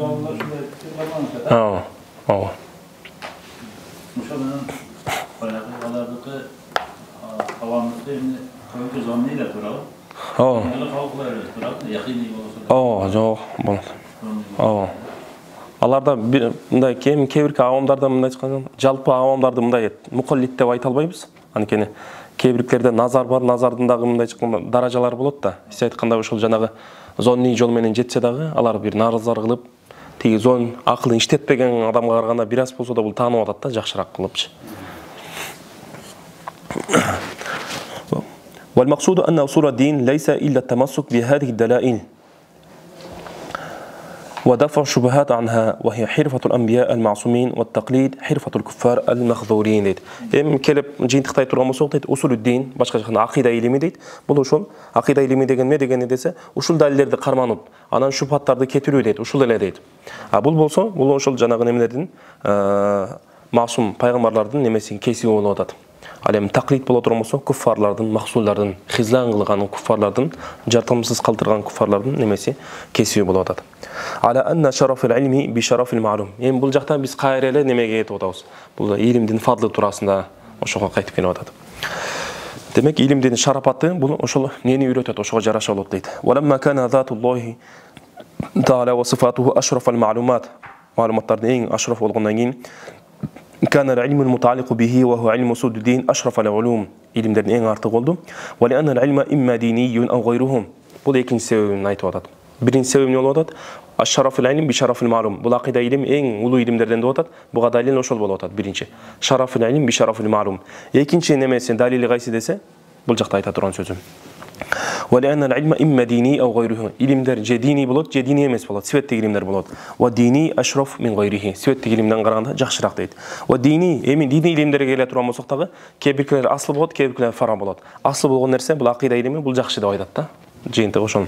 Ва дини имма усулуддин ва имма адаху ва ма адаху мутаваккифун алейхи.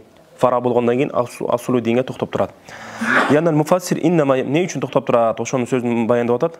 لأن المفسر إنما يبحث عن معاني كلام الله تعالى وذلك فرع على وجود الصانع المختار المتكلم дейт. الله تعالى كلامن издейт. Бул калам кимдин немеси болуп атат? Сыпаты, Allah Тааланын сыпаты, Allah Тааланын сөзү болуп атат дейт. الذي لا يعرف إلا في أصول الدين. والمحدث إنما يبحث عن كلام الرسول وذلك فرع على ثبوت نبوته. Demek nubuvvatın bir qaysi ilimizde? Akide ilimizde dedi. Vel fakih yebhatu an ahkamillah ve zalika far'un an tevhid ve nubuva. Ahkamlar bu neden gelip çıkat? Allah Teala'nın жалгыз ekendigini, anan peygamber ekendigini oşondan gelip çıkat.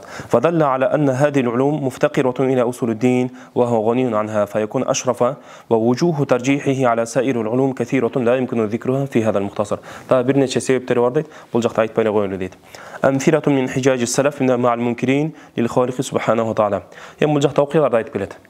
Tezrek okup keteribиз. Oşol жана salaf solihinler taza peygamberimizin bulagынан илим алган ошондой адамдар Алла Тааланын жок деп айткандар, атеисттер менен кантип неме кылган, муназара кылган, ошол туурасында мисалдар кетет дейт. Вал надкур шай'ан мин тарикати салаф фи илзамил мункирина бил адиллати дарурия. Ошол Алла Тааланын барлыгын инкар кылган адамдарды илзам кылуу. Бизде муназарада билесиз да, илзам кылыш керек, же болбосо ифхам кылыш керек. Илзам дегенде ошо башка тарап немеге мен бир нерсени айта турган болсом, ал мага каршы неме кыла турган болсо, ага илзам кылып бере турган болсом, испат кылып бере турган болсом, ошону илзам деп коет. Ал эми ифхам дегени бирөө бир нерсе даба кылса, анын оозун өчүрүп кое турган болсо, оозун жабып кое турган болсо, ошону ифхам деп коет. Бул жакта ошол жана мункир, инкар кылып аткан адамдарды илзам кылат менен, дорури далилдер менен илзам кылат дейт. Дорури бадахи далилдер менен дейт. Назари эмес. Руя анна бa'd занадиqa ankara as-sani'a 'inda Ja'far as-Sadiq. Ja'far as-Sadiqдын алдына келип Алла Таала жок деп айтышкан дейт. Биякта астына таржамасы бар. Анан бул мындан дагы имам Абу Ханифа сабак алган. Белгилүү негизгиси ошол. Имам Абу Ханифа булардан дагы сабак алган да. Имам Маликпи, жаңылышпасам ошондагы.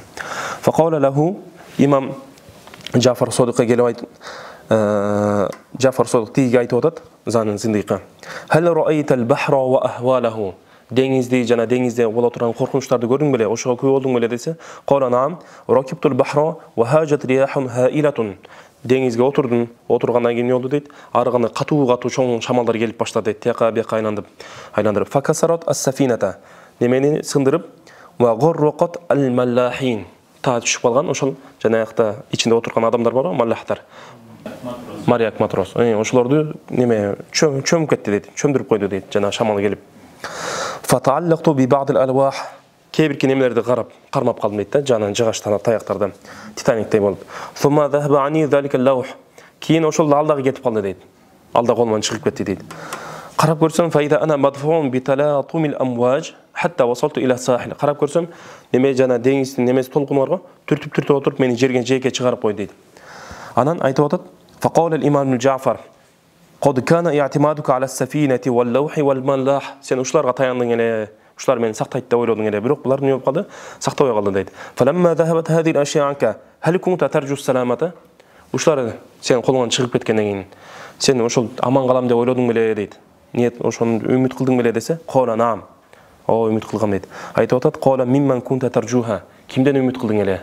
Десе айтып атат: "Фасаката рожун." Унчук алып айта албай калды да. Өзү негизи атеист болуп атат, бирок ошол учурда эмне кылды? Унчук албай калды.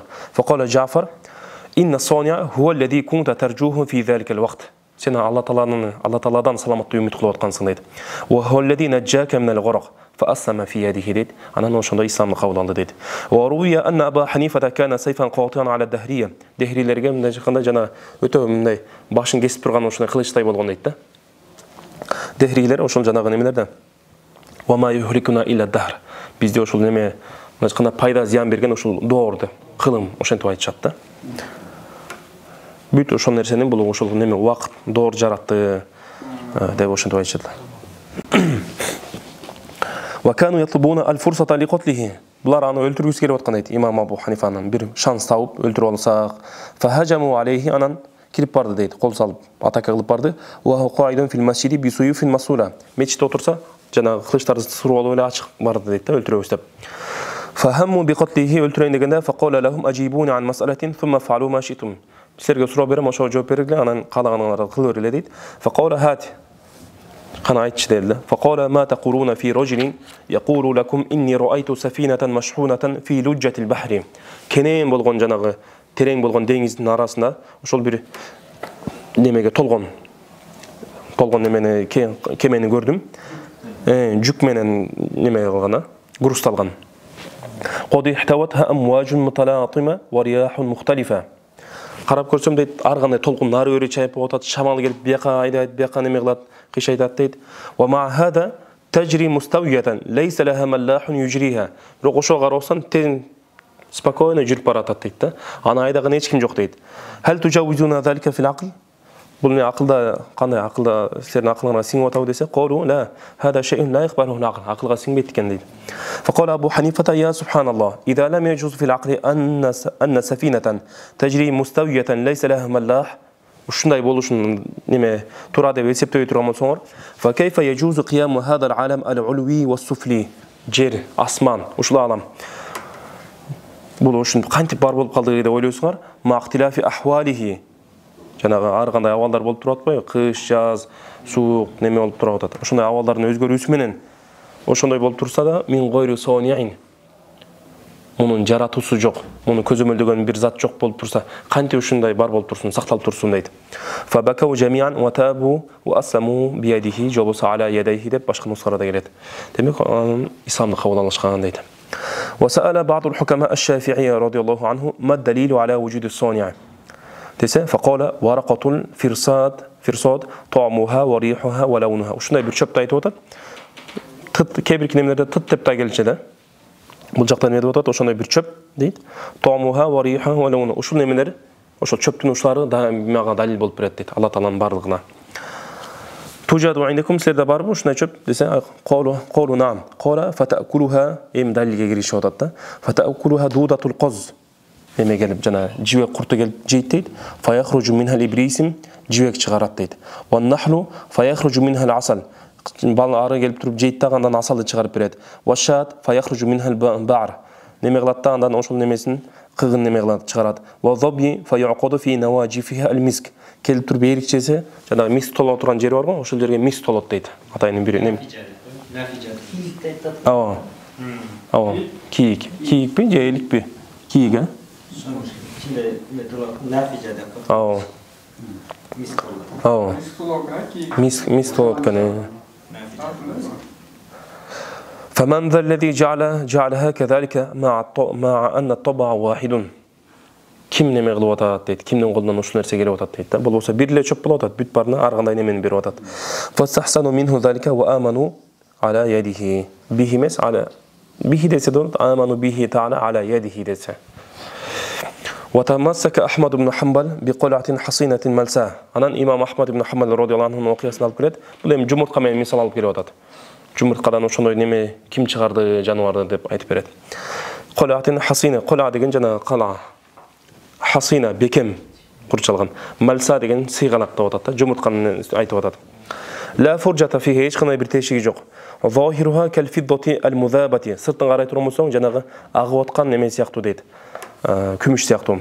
Ва батунуха каззабил ибриз. А ичин алып карай турмусоң дейт, темеле жана таза, эң мындай нак болгон алтындай дейт да. Таза, нагыс алтындай дейт.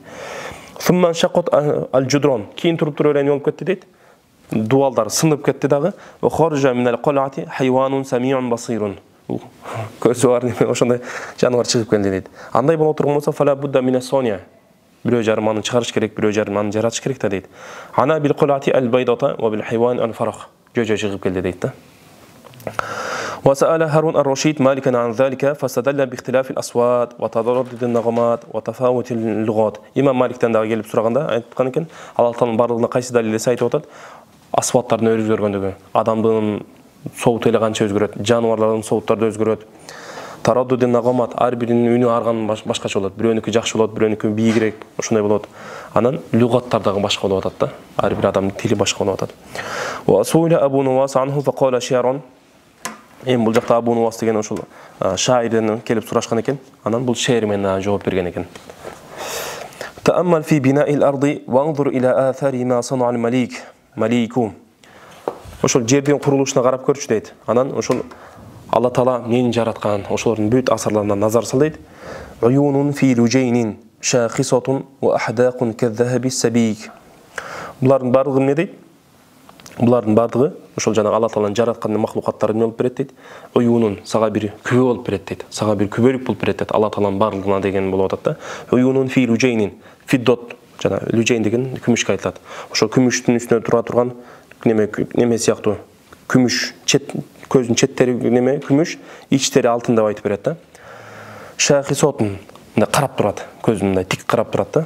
Ва ахдaqun анын ичиндеги жана карек деп коебу, кареги каз-zahabi as-sabik, ээрип аткан алтын сыяктуу дейт. Эми буну адамга окшоштуруп атат, ташбих кылып атат. Бул аалам Кудай Тааланын барлыгына күбө болуп берет.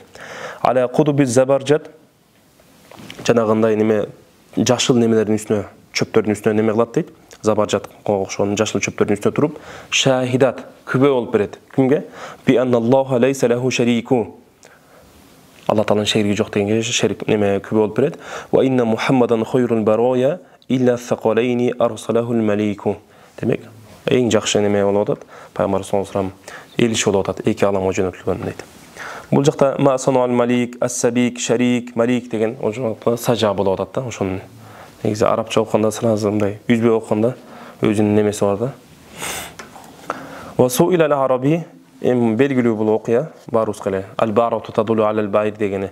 Ва суила ал-араби ани далил фaqala al-ba'ratu tadullu 'ala al-ba'ir wa ar-ruf yadullu 'ala al-hamir wa atharu al-aqdami yadullu 'ala al-masi 'ala al-masir. Негизи tadullu десе деле болот. Аthar болот кандай. Фасамаун зату аброжин. Анан асман көтөрүлүп турган бийик асман дейт. Ва ардун зату фижажин. Кең жолдору болгон жер. Ва бихарун зату амваж, жанагы толкундар болгон деңиз. Ама тадуллу алал алимил кадир. Кудай Таалага далат кылбайбы дейт. Кудай Тааланын барлыгына далил боло албайбы. Кила ли табибин бима арафта раббак. Десе бихалилиж. Биякта башка немелерде ихлилиж деп да келеткен. Ихлилиж. Бул чөптүн аты. Неме чөптүн дегеним жана неме дайнекке окшогон бир нерсе бар экен. Жана бизде жана өрүктүн дайнеги бар го, ошого окшоп кетет экен. Мужаффаф. Катып калган өрүктүн дайнегин эле алып берели, өрүктүн дайнеги деп катып турат. Бирок атлак болот дейт. Сындырсаң эле эмне болуп кетет? Бош болуп бөлүнүп кетет дейт. Анан валуабин малинин амсак.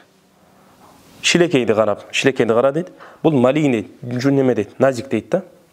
Назик болуп, бирок бири-биринен ажырабайт дейт. Эми шилекей болгондо мынтип тамчылап кетет го. Кокос десек деле болот. Сиз кайсын айтып атасыз? Ихлилижби? Жок, неме экен? Ошол Индия, Кытай ошол тарапка чыгат экен. Дайникке окшогон бир неме экен.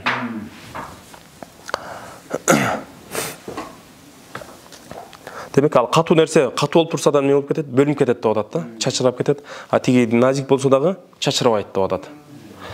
Ошондо. Ва кала ахир арафтуху би нахлатин би ахади тарафайha ta'sil. Бир тарабы менен не кылат экен?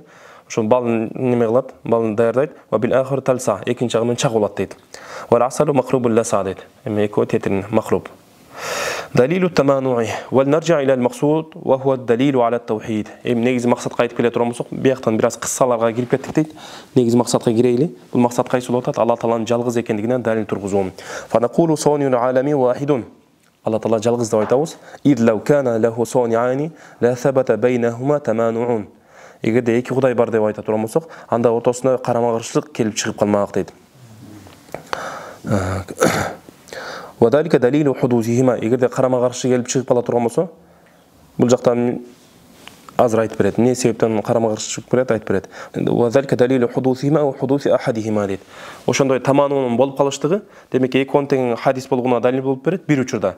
Же болбосо биринчи башында бирөөнүн хадис болгонуна далил болуп берет да, анан кийин кайра экинчинин хадис экендигине далил болуп берет да, азыр айтат. Эмне үчүн десе, لأن أحدهما لو أراد أن يخلق في شخص حياة والآخر موتا. Бирөө өлтүрөм десе, бирөө тилтем дей турган болсом. Карап көрөбүз. Фаида хасала мурадухума, эгерде экөөнүн тең максаты ишке аша турган болсо, бирөө жаратты, бирөө өлтүрдү дей турган болсок, анда фахуа мухалун лиштимаи диддайни фи махаллин вахидин. Анткени бир эле жерде эмне болуп атат? Эки дид, маут менен хаят биригип калып атат дейт. Бул акылда сыймай неметпей турган нерсе да. Бизде ад-диддан ла иштамиян деген эреже бар. Бизде такобулдун 4 түрү бар. Биринчиси такобулун накидойн. Накид деп айтат, танакут деп айта турган болсок, демек экөө тең эки нерсе болот, бирөөсү вужуди, экинчиси адами. Инсан ла инсан деген нерсе. Абият ла абият дей турган болсок, булар экөө бир жерде неме кылынбайт, иштима кылынбайт, анан бир нерседен дагы ифтирок да кылынбайт. Бир нерсе эмне болуш керек экен? Сөз түрдө же инсан эмес болот. Бул мисалы үчүн бир адам инсан боло турган болсо, аны инсан дейбиз. Эгер инсан эмес боло турган болсо, инсан эмес болот. Инсан эмес деген, эгер бул инсан эмес, адам эмес, айбан боло турган болсо дагы ага инсан эмес деп айтыш туура болот. Түшүнүңүздөрбү? Демек диддан неме накидойн деген ошондой. Ал эми диддайын боло турган болсо, дид боло турган болсо, эки вужуди нерсе. Асват, абият, ошого окшогон нерселер. Мисалы үчүн бул жакта холк менен маут алып келип атат да. Холк менен маут экөө тең эмне болуп атат? Вужуди нерсе деп. Бул кээ-бирки алымдар бул жакта неме кылып айтышат. Мауту вужуди нерсе деп айтат. Далили кайсы десе, аллази халакал маута вал хаята деп. Маутты жаратты деп атат да, бар кылды деп атат. А бирок кээ-биркилердин көз карашына боло турган болсо, бул маут адами нерсе деп айтат да, жок нерсе. Маут деген кудум эле жанагы хаяттын токтоп калыштыгы бул маут болуп эсептелет дейт. Өзүнчө бир бар нерсе катары алынбайт деп айтышат. Демек ошол диддайын деген эмне экен? Эки вужуди нерсе болот. Абият, кара, ак деген өң экөө алып келе турган болсок, же болбосо маут менен хаятты алып келе турган болсок, экөө бир жерде чогулбайт, бирок бир же эки, мисалы үчүн бул нерсе, мисалы үчүн абият эмес, асфат дагы эмес, асфар болуп атат да. Башка нерсе да болуп калышы мүмкүн. Бирок экөө бир жерде ла яжтамиани ва кад яртафиани. Ал эми берки неме боло турган болсо, накид боло турган болсо, ла яжтамиани ва ла яртафиани. Анан үчүнчү такобулдун үчүнчү түрү такобулул малака ва адамиха деген. Малака адам. Бул дегени жанагы мисалы үчүн басор менен аман ала турган болсок. Бул басым мутлак эле жалпы нерсеге сиз ама деп айта албайсыз. Кайсы нерсеге ама деп айтасыз? Кайсы нерсе басор деп сыпатталышы, кайсы нерседе басордун бар болушу мүмкүн боло турган болсо, ошол нерсеге гана биз ама деп айта алабыз. Аманы колдоно алабыз. Мисалы үчүн дуалга, же болбосо мына столго ама деп айта албайбыз. Же болбосо лейса би мутазаввич, же болбосо азап деп ошентип айта албайбыз да. Демек малака деген ошол нерсени кабыл ала турган нерседе жок боло турган болсо, анда ошол адам болот. Эгер бар боло турган болсо, малака болот. Мутлак эле нерсеге аны ама деп айта албайбыз. Жалпы эле нерсе.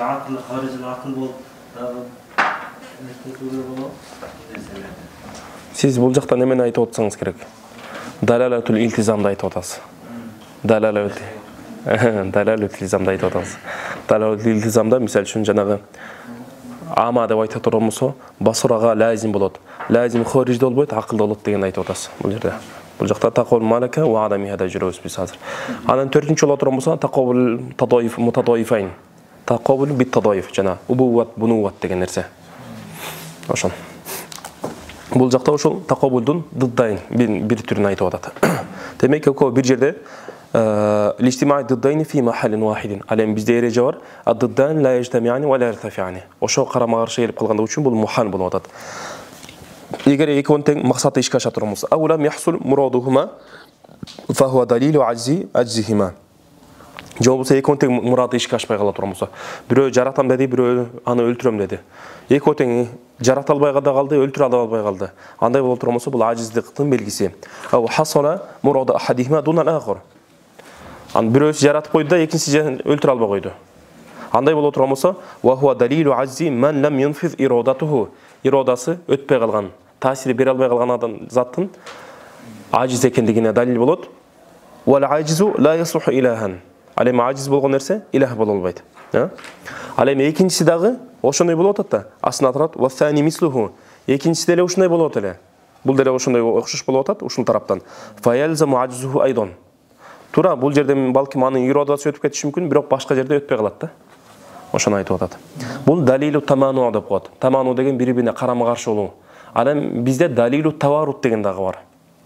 Таваруттагы Алла Тааланын жалгыз айт экендигине далил болуп берет. Ал кандай? Экөө эгер неме боло турмаса, наоборот, бириге болуп чогуу жаратабыз дей турмаса, анда бул алсыздыктын дагы белгиси болуп калат да. وهذا دليل تمانع المأخوذ من قوله تعالى لو كان فيهما آلهة إلا الله لفسدتا дейт. Эгерде ошонун жер бетинде Алладан башка кудайлар боло турган болсо, анда жер менен асман менен жерлер неме кылмак? Фасад болуп жаралбай калмак деп атат да. Жокко чыгып кетмек.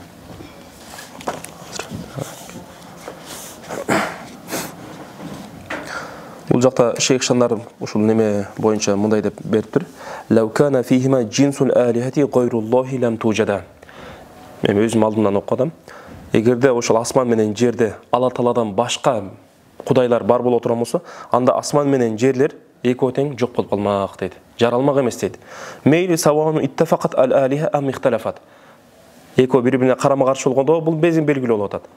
Далилу таварутта дагы ушундай болот дейт. Эгерде экөө биригип жаратабыз десе дагы неме болбойт дейт. Экөөндө тең кыскасы асман жер не болуп калмак дейт, жаралбай калмак дейт. Лакинна адам вujуду самавати вал арди батилун. Бирок асмандардын, жерлердин жаралбайт деп айтыш бул өзү батыл болуп турат. Акыйкатка дал келбей жатат. Андай боло турган болсо, бизде эреже бар. Лау кана фихим алихатун.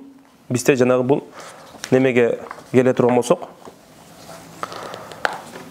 Кодия бул жакта, кодия кандай болуп атат? Кодия истиснаия, шартия болуп атат. Шартия истиснаия болуп атат. Лау канат фихим алихатун иллаллаху ла фасадата дегенде. Ла фасадата деген болуп атат. Бирок бизде жанагы эреже бар. Нафюлун лазим. Лау кана фихим алихатун иллаллаху ла фасадата дегенде, ла фасадата бул жерде эмне болуп атат? Лазим болуп атат, тали болуп атат. Биринчи лау кана фихим алихатун иллаллаху бул муқаддам болуп атат. Же болсо турары муқаддим болуп атат. Экинчи лафазатата бул тали болуп атат. Тали. Шартыянын эки бөлүгү болот да. Бизде жана кодия хамлия боло турган болсо, мавду махмул боло турган болсо, ал эми шартыяга кире турган болсок, муқаддим тали болот да. Муқаддим. Биринчиси муқаддим, экинчиси тали болот. Бизде эреже бар ушул жерде. Нафю тали ясталзимун интифа ал муқаддам деген эреже бар. Эгерде сен бул жакта немени нафи кыла турган болсоң, мындай жакында бул кодия шартыя кандай болуп атат? Кыяс истиснаи болуп атат. Лау кана фихим алихатун иллаллаху ла фасадата лакиннахума лам тафсуда деген натыйжа чыгарабыз. Истисна кылып чыгарабыз. Лакиннахума лам тафсуда. Бирок экөө эмне болду? Фасид болбой калды. Бар болуп турат. Андай боло турган болсо, лайса фихима алихатун иллаллах. Анда Алла Тааладан башка кудайлар жок деген натыйжа чыгарып берет. Мындайча айтканда, лазимди, лафасатата деген лазимди нафи кыла турган болсоңуз, ага чейинки айтылган муқаддим дагы батыл болуп калат да. Мындайча айтканда мындай болуп атат да. Лау канат иш-шамсу ин канат иш-шамсу талatan фан-нахару мавжудун Ләкинна шамса лайсат биталия деп айта тұрған болсаңыз, демек бұл жақта бисмилля деп атабыз. Ләкинна шамса лайсат биталия деп айта тұрған болса, لو كانت الشمس طالعة فالنهار موجود لكن النهار ليس بموجود. ошол турарак. لكن النهار ليس بموجود. негиз дос болсо да жакшы болмок. لو كانت الشمس طالعة فالنهار موجود. Тали болуп атат. لكن النهار нахар деген бул жакта ошол талини истилзан неме истисна кылып атабыз. لكن النهار ليس بموجود. Бирок нахар жок. Боло турган болсо анда бул натыйжа неме болот? فالشمس ليست بطالعة деген натыйжаны чыгарып берет. Күн чыккан эмес. Эгер мунун тетири боло турган болсо, لو كانت الشمس طالعة فالنهار موجود لكن الشمس طالعة деп айта турган болсоңуз, анда فالنهار موجود деген эле немени чыгарып берет. Мындай айтканда исбатул муқаддим ясталзиму субут ат-тали деген эреже бар. Ал эми бизде наобороттор бар, наоборот. Интифаул муқаддим бар, анан субут ат-тали. Булар эч нерсени истилзам болбойт. تفصيل في الوحدانية ونفي الشريك. أراد بذلك نفي أنواع الشركاء. الله تعالى وشل نمس آيات من النغلوات. لو كان فيهم آلهة إلا الله لفسدتا деген сөз менен ошол Алла Тааладан башка шериктер жок. Алла Таалага шерик. Затта дагы, сыпатта дагы, афалда дагы шериктер жок дегенди нафи кылгысы келип атат. Идил иштираку фил лугати хуа тасвия. Иштирактын лугаттагы мааниси, сөздүк мааниси эмне дейт? Тасвия, тең болуу, баарын тең кылуу дегенди түшүндүрөт. Ва хуа имма фи зат, бул шарикат же затта болушу мүмкүн. Кама қалати санавия. Санавилер, эки кудай деп билгендер. Хайсу асбату лил алами сониайни. Аламда эки кудай бар деп айтышкан. Биринчиси Хойирон дейт. Жакшы кудай деп айтышкан. Ва юсаммунаху баздан. Нур деп атап коюшат муну. Ва ширрирон башка нускаларда ошол келген. Ва ширрирон ва юсаммунаху ахриман. Экинчисин бул жамандыктын кудайы, зулматтын кудайы деп айтышкан. Ахриман деген бул зулмат. Мындайча биринчи кудай только жалаң гана жакшылыкты алып келип берет да. Жакшылыкты, пайданы алып келип берет. Ал эми экинчи боло турган болсо халикус шарр вал фасад ва дур дейт экинчиси. Ва ката ат-табаи'ия вал афлакия. Булар дагы эмне кылган? Затта Кудай Таалага шерик кылышкан, жараткан. Табаи'ия дегендер жанагы 4 немени айтышып атат да. Харора, рутуба, буруда ошолорду айтып атат. 4 немени эме кылган. Юбуса. Ушуларга булар эмне кылат? Анткени эмне үчүн далил эмне болот? Булар аламды жаратып аткан ушул болуп атат деп атат да. Аламдын жаралышы ушунун 4-өдөн болуп атат. Андай боло турган болсо ушул Кудай экен деп булар эмне кылат? Ошолорго ыйман келтирип, ошолорду Кудай катары тутушат. Юбуса, рутуба.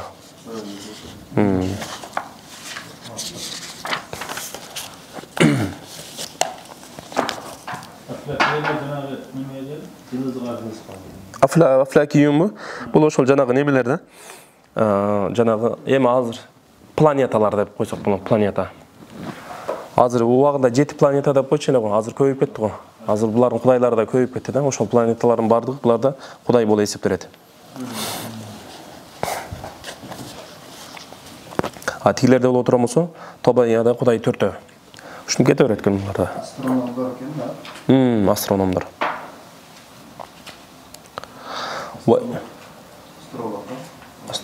Мама жақсы да. Ол баяғыда айтқанда бізде Марс, Марал қандай не бар? Астролог санады. Жұлдыздардан бір нәрсе пайда болады.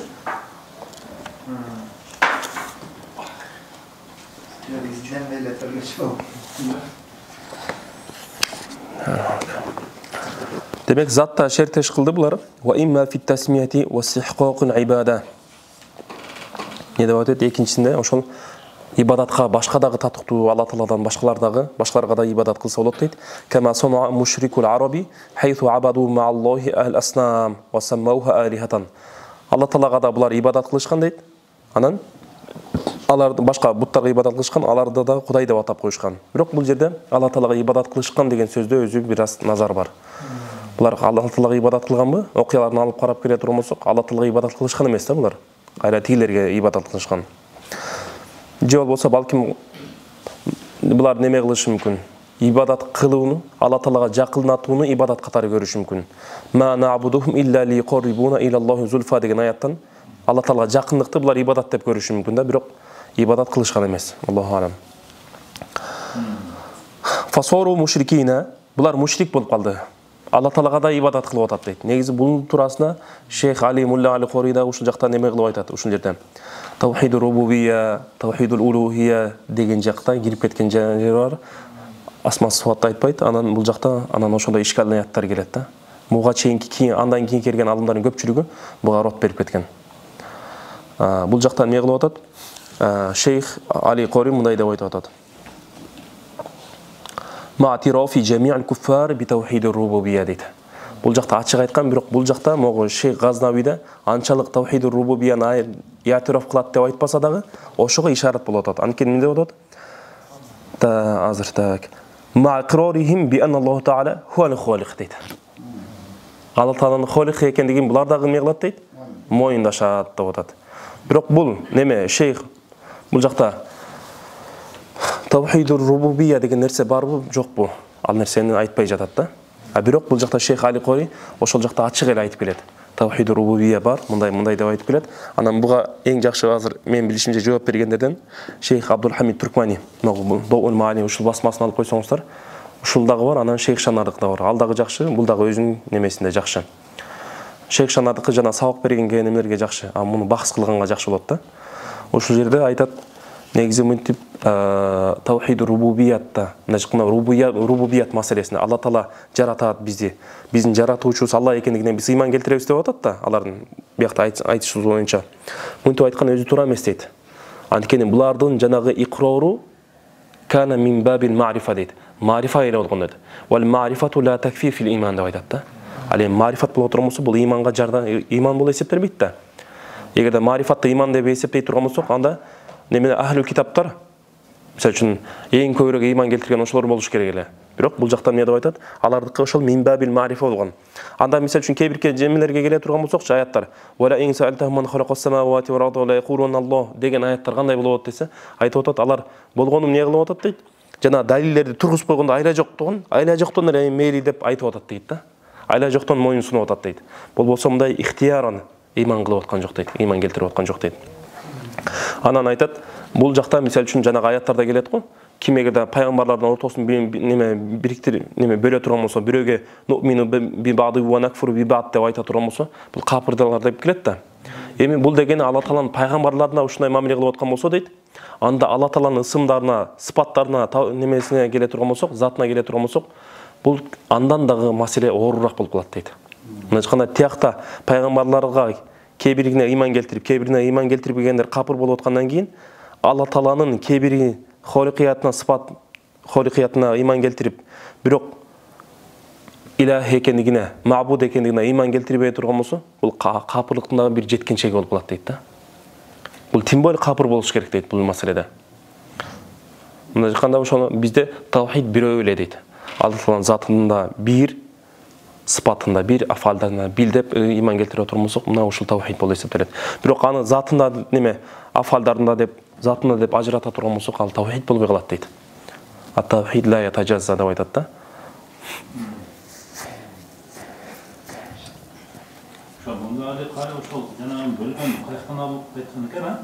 Муну неме жана Шейх Нидол неме деп айтат. Бул Ибн Абул Айз аль-Ханафиде эрчип кеткен деп айтат ушул маселеде.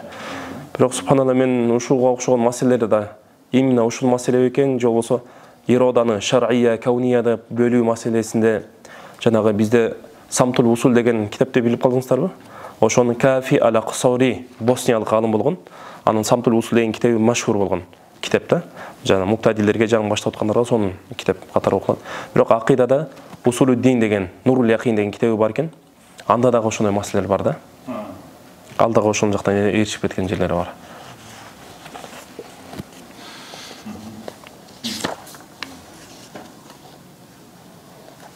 Анан бирок бул жакта Шейх Абдул Хамид Туркмани аягында айтат, бул Мулла Али Кори башында неме кылса деле дейт ошону.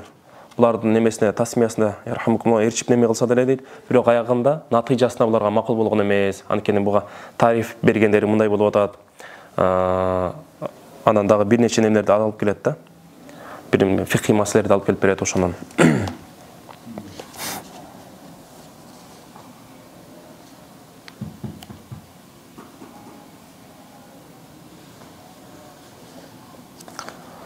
Анан бул жакта Шейх Абдул Хамид Туркмани бир жакшы сөз айткан, ошону бир окуп берейин. وينبغي أن يعلم أن للعلماء في تيسير فهم التوحيد تقسيمات مختلفة منها هذا التقسيم جنغا ربوبية ألوهية أسماء والصفات ديген ومن العبث أن نخالفه لمجرد إصلاحهم إصلاح кылып койсолага неме кылып кетиштик бул акылга жакшы нерсе эмес дейт да. Мисалы үчүн бирөө келип 4кө бөлүп койду, бирөө келип 5кө бөлүп койсо эле сен ушунчага бөлүп койдуң деп неме кылганыбыз туура эмес болуп калат. Фала мушахата фил исрах ва иннама хилафуна маахум фи имкани тахаккуки тавхид ar-rububiyya wal iman bihi ма al-ishraki fi tawhid al-uluhiyya. Tawhid al-uluhiyyatта мушрик болуп турса, анан рубубиятта муну муахид деп айта аламызбы? Ошентип айтсак болобу дегенде маселе болуп атат да. Biz aytпайбыз дейт, атилер айтат дейт. Хилаф ошондо дейт.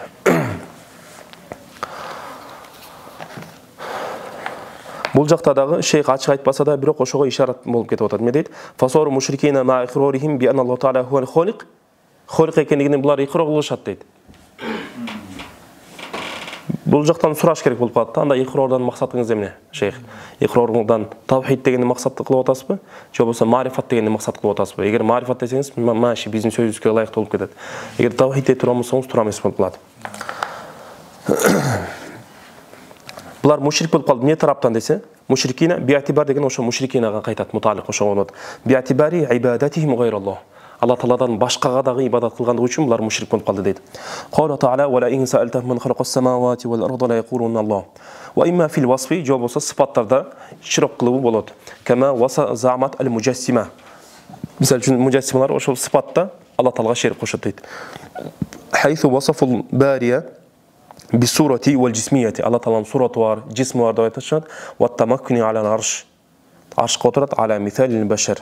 بشر وشطيت تسوية منهم بين الله وبين خلقه فصاروا بذلك من جملة المشركين لار مي болуп мушрик болуп калды дейт. Анан дагы неме кылышат, негизи мушрик мужассималарды экиге бөлүшөт. Мушаббиха же болбосо мужассима кылып, мужассима сорих болгон мужассимдер, анан мустатир болгон мужассималар деп неме кылышат дейт. Эгерде Аллаху жисмун каласам дейт болсо, же болбосо Аллаху жисм деген эле сөздү айта турган болсо, бул ушул немелерге кирип калат. Кейбір мисал үшін жанагындай бүгүнкү күндө лиллахиятун лайсат ка айдина дегенге кирип калат экинчисине. Иә. Кандай? Мустатирлер ошондой болуп калат. وقد نزه الله نفسه الكريمة عن جميع ذلك حيث قال سبحان الله عما يشركون سبحان الله عما يصفون ولا شيء مثله. الله Таалага эч бир нерсе окшобойт дейт.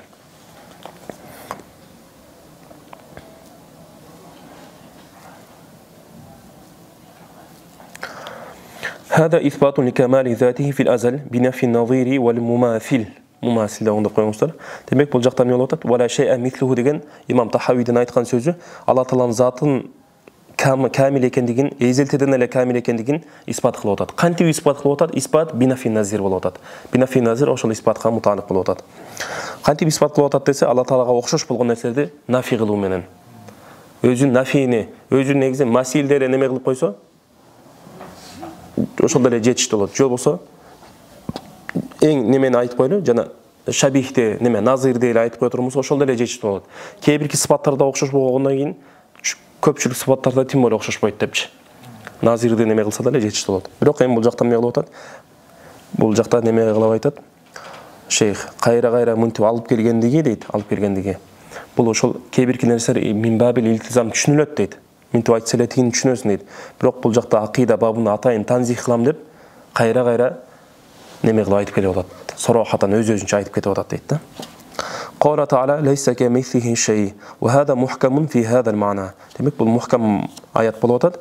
فيحمل عليه جميع الآيات المتشابهة التي تمسكت بظواهرها المشبهة deyt. Demek uşul mutashabihat ayatların bardığın uşul ayatqa hamır kılıp düşünöbüz deyt. Uşun negizine düşünöbüz deyt. قوله ولا شيء يعجزه. Demek Allah Taala'nın hiç bir nerse alsırat albayt. هذا وصف له بكمال القدرة. Allah Taala'nın kudreti kamil ekendigini neme kılıp atat? Sıfatlar. Allah Taala'nın kudreti kamil dep sıfatlap atat. Ne üçün kamil dese, negizi özü bizde ar bir sözde qarasаңыздар, ar birde lianna деген söz görет. Ar bir sözdör bizde dava bardı. Dava bolot da, dava. Bir nese mындай деп айта турмусуң, доолойт деп коет го bizde. Мындай деп айта турмусук, сөз түрдө анын далили болуш керек. Алымдардын сөзү ошондой болгондо. Bir nese деп айтты, Анын үстүнө кайра далил алып келишкен да. Ад-даава ин лам туқиму алейха байинатин фа абнауха ад'ияу деген сөз бар. Эгерде силер бир нерсени даава кылып туруп, даава кылгандан кийин ага далил тургузбай турган болсоңор, далил алып келбей турган болсоңор, анда силер жөн эле даава керек гана болуп каласыңар дейт да. Ошон үчүн ар бир немеде булардын айтайын дегеним ар биринде далил бар. Субханалла, карасаңыздар. Эми туура кээ бирки далил бардыгы эле далил туура болот деген нерсе эмес. Карап келе турган болсок, кээ бирки далилдер мантыктын немени муназаранын эрежеден келбей калышы мүмкүн. Бирок жалпысынан далили бар да. لأن كل موجود سواه بإيجاده. Анткени не үчүн кудрети камил десе, анткени Алла Тааладан башка бардык мавжуд болгон заттын бар болуусу не менен болот экен? Алла Тааланын жаратуусу менен болот дейт. لأن وجود كل موجود وجوده بإيجاده болот атат. فمحال أن يعجزه شيء فإن العجز نقص. Ажиз бул нақс болот. Демек бул мухал болуп атат. Биринчиден эмне болуп атат? Ажиздик кылып коюштук. Не үчүн мухал десе? Анткени ажиздик бул нақс болуп эсептелет. Алла Таала нақстан муназзах болот. Аллаху Таала мавсуфун би камали кудра ala kulli şeyin qadir деген аяттарда келген. Фала юсафу бил ажзи. Демек андай болот турмаса Алла Таала ажиз деп сыпатталбайт. Ва илля ялзаму ижтимаун нақидойн. Эми эгерде Алла Тааланы бул жакта ажиз деп кое турган болсок, анда нақидойн экөө бири-бирине карама-каршы болгон нерсе бул жакта иштима болуп калат дейт. Иштима болуп калат. Анткени биз жогоркуда эмне кылып атабыз? Алла Таала бүт нерсени жаратып атат, бүт нерсени эси деп атабыз да, бүт нерсе кадыр деп. Анан бул жакка келип бир нерсе алсыратып коет дей турган болсок, анда карама-каршылык нерсе болуп калат. وَلِأَنَّهُ تَعَالَى خَالِقٌ لِجَمِيعِ الْأَشْيَاءِ وَلَا يَتَصَوَّرُ الْخَلْقُ مَعَ الْعَجْزِ. Демек бардык нерсени жаратып аткандан кийин ал зат алсыз боло албайт. وَإِلَيْهِ الْإِشَارَةُ بِقَوْلِهِ أَوَلَيْسَ الَّذِي خَلَقَ السَّمَاوَاتِ وَالْأَرْضَ بِقَادِرٍ عَلَى أَن يَخْلُقَ مِثْلَهُم بَلَى وَهُوَ الْخَلَّاقُ الْعَلِيمُ. Демек асмандарды, жерлерди жараткан зат аларга окшогон адамдарды дагы жаратууга кудурети жетпейби дейт. Жетет дейт андайга. Анан вахул хуллакул алим, демек Алла Таала жаратат, анан илим деген сыпатты да кошуп кетип атат. Анткени ал хулку била илим ла юмкин да. Демек дайыма ошол бир нерсени жасай турган адам, ошол жасай турган нерседен кабардар болуш керек да. Qawluhu wa la ilaha ghayruhu wa hiya nafyun li kulli ma'budin siwa Allah. Демек Алла бул имам Тахавидин айткан сөзү Алла Тааладан башка бүт мабуттарды эмне кылып атат? Нафи кылып атат. Идил илах фил лугати хуа ал-мa'bud дейт. Лугаттагы мааниси мa'bud. Ва куффар Курайш кану я'будун аслам. Ошо буттарга ибадат кылат эле. Мa'тирафихим анна ал-халиqa хуа Аллахул вахид. Холик жараткан зат бир эл гана зат, Алла гана жаратат, бирок ибадатка киргенде башкаларга да ибадат кылат эле дейт. Ва кану якулуна ма нa'будухум илля лиqarribuna ila Аллахи зульфа деп айтат. Бирок биз айттык, бул жерде Алла Таалага ибадат кылышына назар бар деп айттык жана. Фа юфиду qawluhu la ilaha ghayru ma afada qawluhu la sharika lah. Демек бул жакта ла шарика лах деген сөздүн астына сүйлөмдөрдү айтып кеттик, маанилерди. Эми бул жакта экөөнүн түшүндүргөн бир эле нерсени түшүндүрбөйт дейт. Экөө эки башка нерсени түшүндүрүп калат дейт. Анткени бул жакта шарикте бул жалпылай эле айтып аткан болсо, бул илахка киргенде ибадат тарабынан гана айтып атат да. Фала якуну такроран, анда сөздө такрор болуп калбайт, бири-бирин кайра-кайра кайталагандык болуп калбайт. Ал-қидам вал-бақа қадимун бил-иптида. Эми бул жакта сифату салбия келдик. Сифату салбияны эмне деп айттык эле? Келлати танфи аниллахи кулла ма ла ялиqu bihi та'ala. Алла Таалага лайыксыз болгон, Алла Таалага бир кемчиликти кыйгарып туудуруп кое турган сыпаттарды ошону нафи кыла турган болсо, ошол сыпаттарды сифату салбия деп койгонбуз. Сифа адамия башкача айтканда. Анан бул жакта астына карасаңыздар, кыдамдын 3 түрү бар. Кыдам замани, мисалы үчүн кече күнү, бүгүнкү күнгө караганда кадим деп койсоңуз болот. Экинчи болот турмаса кыдам идофи, мисалы үчүн ап баласына караганда, ата баласына караганда кадим болот. Ошондой. Үчүнчү болот турмаса кыдам зати, ал бул кыдам зати Аллага гана колдонулат. Ал эми тиги эки болот турмаса пенделерге колдонула берет да. لأنه تعالى الله تعالى قديم نوتات نيجي قديم دسه أي توتات لأنه تعالى لو كان حادثا إذا الله تعالى حادث جوختم جوخ بلغن أنا كيم بار بول جرال غان دي ترامسق لافتقر إلى محدثين الله تعالى بير محدث كمحتاج بولوت له خداي سقطاسن عند الله محدث تاع باشقا محدث كمحتاج بولوت له وشن كتورت إلى أن يتسلسل تسلسل بول كتورش ممكن أو ينتهي إلى قديم بار ترب وشل جواب بس بير قديم كتقالش كرك بير وشل قديم الله بولوت عنده والتسلسل محال فتعين الانتهاء إلى قديم وشو الانتهاء وشو قديم غير تقلش كريك بالقلد ديت وإنما أكد بقوله قديم بلا ابتداء نيز قديم ده ولا يتقول سول بيت بلا نيتشم بلا ابتداء ده إنسان نايت وطات иптида дегенде эле ошону түшүндүрүп атат да, таакид кылып атат. Десе айтып атат: "Лианнар кадима фил лугати мa'khudun min qawlihim qadama ash-shay bid-dam qidaman fa huwa qadimun ay mada alayhi zamanun tawil" деген айтылат дейт. Анткени бул жакта лугавый маанисинде камтып албасын дегенди нафи кылгысы келип атат да. Луга мааниси вообще ирада кылынбайт бул жерде деп атат. Демек тилдик маанисине алып карай турган болсок, бул эмне деп атат? Көп убакыт өткөн нерсеге кадим деп коет экен. قال الزمخشري رحمه الله في قوله تعالى حتى عاد كالعرجون القديم дейт. Демек ошол эски неме сыяктуу болуп калды деп атат да. Не? Жыгач сыяктуу, нахл сыяктуу болуп калды дейт. Хуа ал-хаул. Эми бул жакта кадимди эмне кылып тафсирлеп атат? Кадимди бул жакта. Жыгач качан эскири болуп, качан кадим болуп сыпатталат дей турган болсо, 1 жыл өткөндөн кийин кадим деп сыпатталат дейт. فإن أقل مدة الموصوف بالقدم الحول. Ошо кадим деп сыпатталган нерсенин эң аз мөөнөтү 1 жыл болуш керек экен. ومنه يقال في العرف هذا بناء قديم деп аталат. Мына ушунун негизинде үрп адаттан эмне деп атат? Бул эски неме здание деп айтып коет. وهذا شيخ قديم. وهذا المعنى غير مراد في حق الباري عز وجل. الله تعالى حقسында Allah Таалага бул маани колдоно албайбыз. بل المراد بالقديم في صفاته. Allah Тааланын сыпаттарында قديم дегенден максат هو الذي لا ابتداء لوجوده. Allah Тааланын башы жок дегенди түшүндүрөт. Башталган эмес. Вujudунун башы жок. فأكد ذلك بذلك احترازا عن المعنى اللغوي والعرفي дейт. Лугавий жана урфи маани. Лугавий мааниси эмне болду? Жанагы заман, көп убакыт өткөнгө. Ошого айтылып кала турган болсо, ал эми урфи маани деп боло турган болсо, жанагы немелерге хаулга болуп калды да, хаулга. قوله دائم بلا انتهاء. الله تعالى دائما باقي болуп турат, түбөлүктүү болуп турат. لما ثبت أنه تعالى قديم ثبت أنه دائم. Allah Taalанын кадим экендигин испат кылганыбыздан кийин, далилдеп бергенден кийин автоматик түрдө эмне болот? Allah Taalанын даим экендиги келип чыгат дейт. Ne için dese idil qidam yunafil adam. Antkeni bizde ereje var. Ma jaza aleyhi adam aleyhi qat'an yastahilul qidam deyat. Ve kullu ma jaza aleyhi adam aleyhi qat'an yastahilul qidam deb baytта ушинтип келет. Демек не деп кайсы бир нерсеге адам болуштугу жайыз боло турган болсо, кадим болуштугу жайыз боло турган болсо, анда ага неме болуштугу, кадим болуштугу неме. Kullu ma jaza aleyhi adam алейхи қотан ясахил қадам. Кайсы бир нерсеге адам болуштук, жок болуштук жайыз боло турган болсо, мүмкүн бизге окшогон нерселер. Биз жок болуп анан бар болуп атабыз да. Ошол нерселердин кадим болуштугу бул мустахил болот дейт. Ал эми кайсы нерсенин кадим экендиги неме боло турган болсо, сабит болуп, кадим экендиги билине турган болсо, анда анын адам экендиги маадум болуп кетиштиги мустахил болуп калат. Ошону айтат. Идил қидам юнафил адам деп ошону айтып атат. Ва инма қала даимун била интиха. Деп не үчүн айтты десе, ли ю'лама анна давамаху лайса би муталлиқин биз заман ли интихайхи. Демек даим десе, кээде ойлоп калышы мүмкүн да. Бул замандын бүтүшү менен, бул аламдын бүтүшү менен бүтөт экен деп. Десе ошону нафи кылып атат, жок. Демек аягы жок деген болуп атат да. Аягы жок деген болуп атат.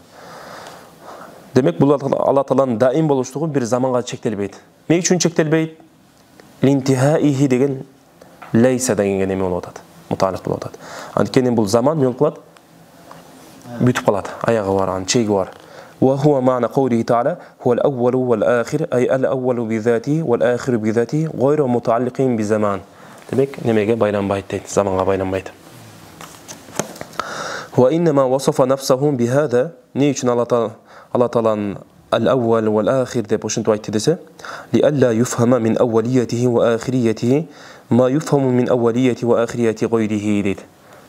Башкаларда, мисалы үчүн башкаларга аввал ахир дейт турган болсо, аввал деп не үчүн айтылат? Биринчи келгенге, биринчи убакыттын башында келген адамга аввал деп айтылат, бир аз кечигип келгенге ахир деп айтылат. Алла Тааланын затында бул Алла Таала үчүн бул андай маанилер колдонуш мухал болуп калат да, мүмкүн эмес.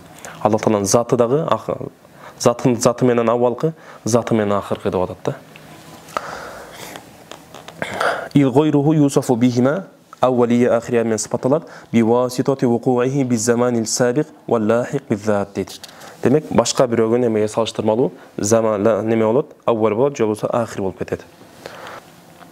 لا يفنى ولا يبيد أي لا يتلاشى ولا يهلك. Демек, Алла Таала жок болуп кетпейт деп ошону айтып атат да. لا يتلاشى لا يفنى деген мааниси لا يزول بقاؤه. Алла Тааланын бар болуусу жок болуп кетпейт.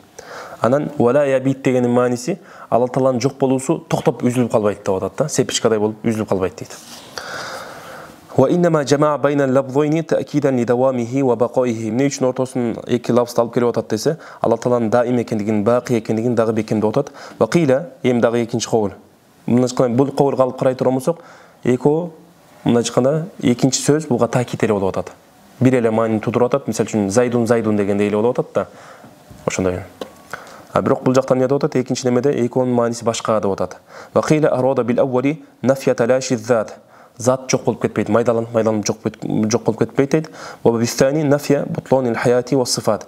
Экинчиден заттагы келе турган хаят, анан сыпаттар жок болуп калбайт дегенде нафи кылгысы келип атат. Эмне үчүн десе, лианна залика фи затихи ва сифатихи мухалун. Анткени бул ошол заттын жок болуп калыштыгы, сыпаттын жок болуп калыштыгы бул мухал ли кидамихи ас-сабити би затихи. Анткени биз кодим деп өзү испат кылып алганбыз Алла Тааланын. Ли каунихи ме үчүн кодим, Алла Тааланын кодим экендиги неме сабит болуп атат десе, ли каунихи важибал вужуд би затихи. Важибал вужуд болуп атат. Ва ма би зат ла язулу дейт. Демек заттагы болгон нерсе бул эч качан жок болбойт. Демек затында барбы? Затында бар болгон нерсе ал эч качан жок болбойт. Вала ябит ай ла янқати'у бақауhu, анын жок бар болуусу үзүлүп калбайт. Юқалу бадат ал-қабила иза инқатаат. Бул деген эмне деп айтат дейт? Ошол бир ургу жок болуп кетти, бадат деп айтат дейт. Мунун маанисиге да жана үзүлүп токтоп кала турган болсо, тукум улабай кала турган болсо, жок болуп кетсе, ошону бадат деп коет дейт. Валлаху а'лам бис-саваб ва илейхи маржи'ул мааб.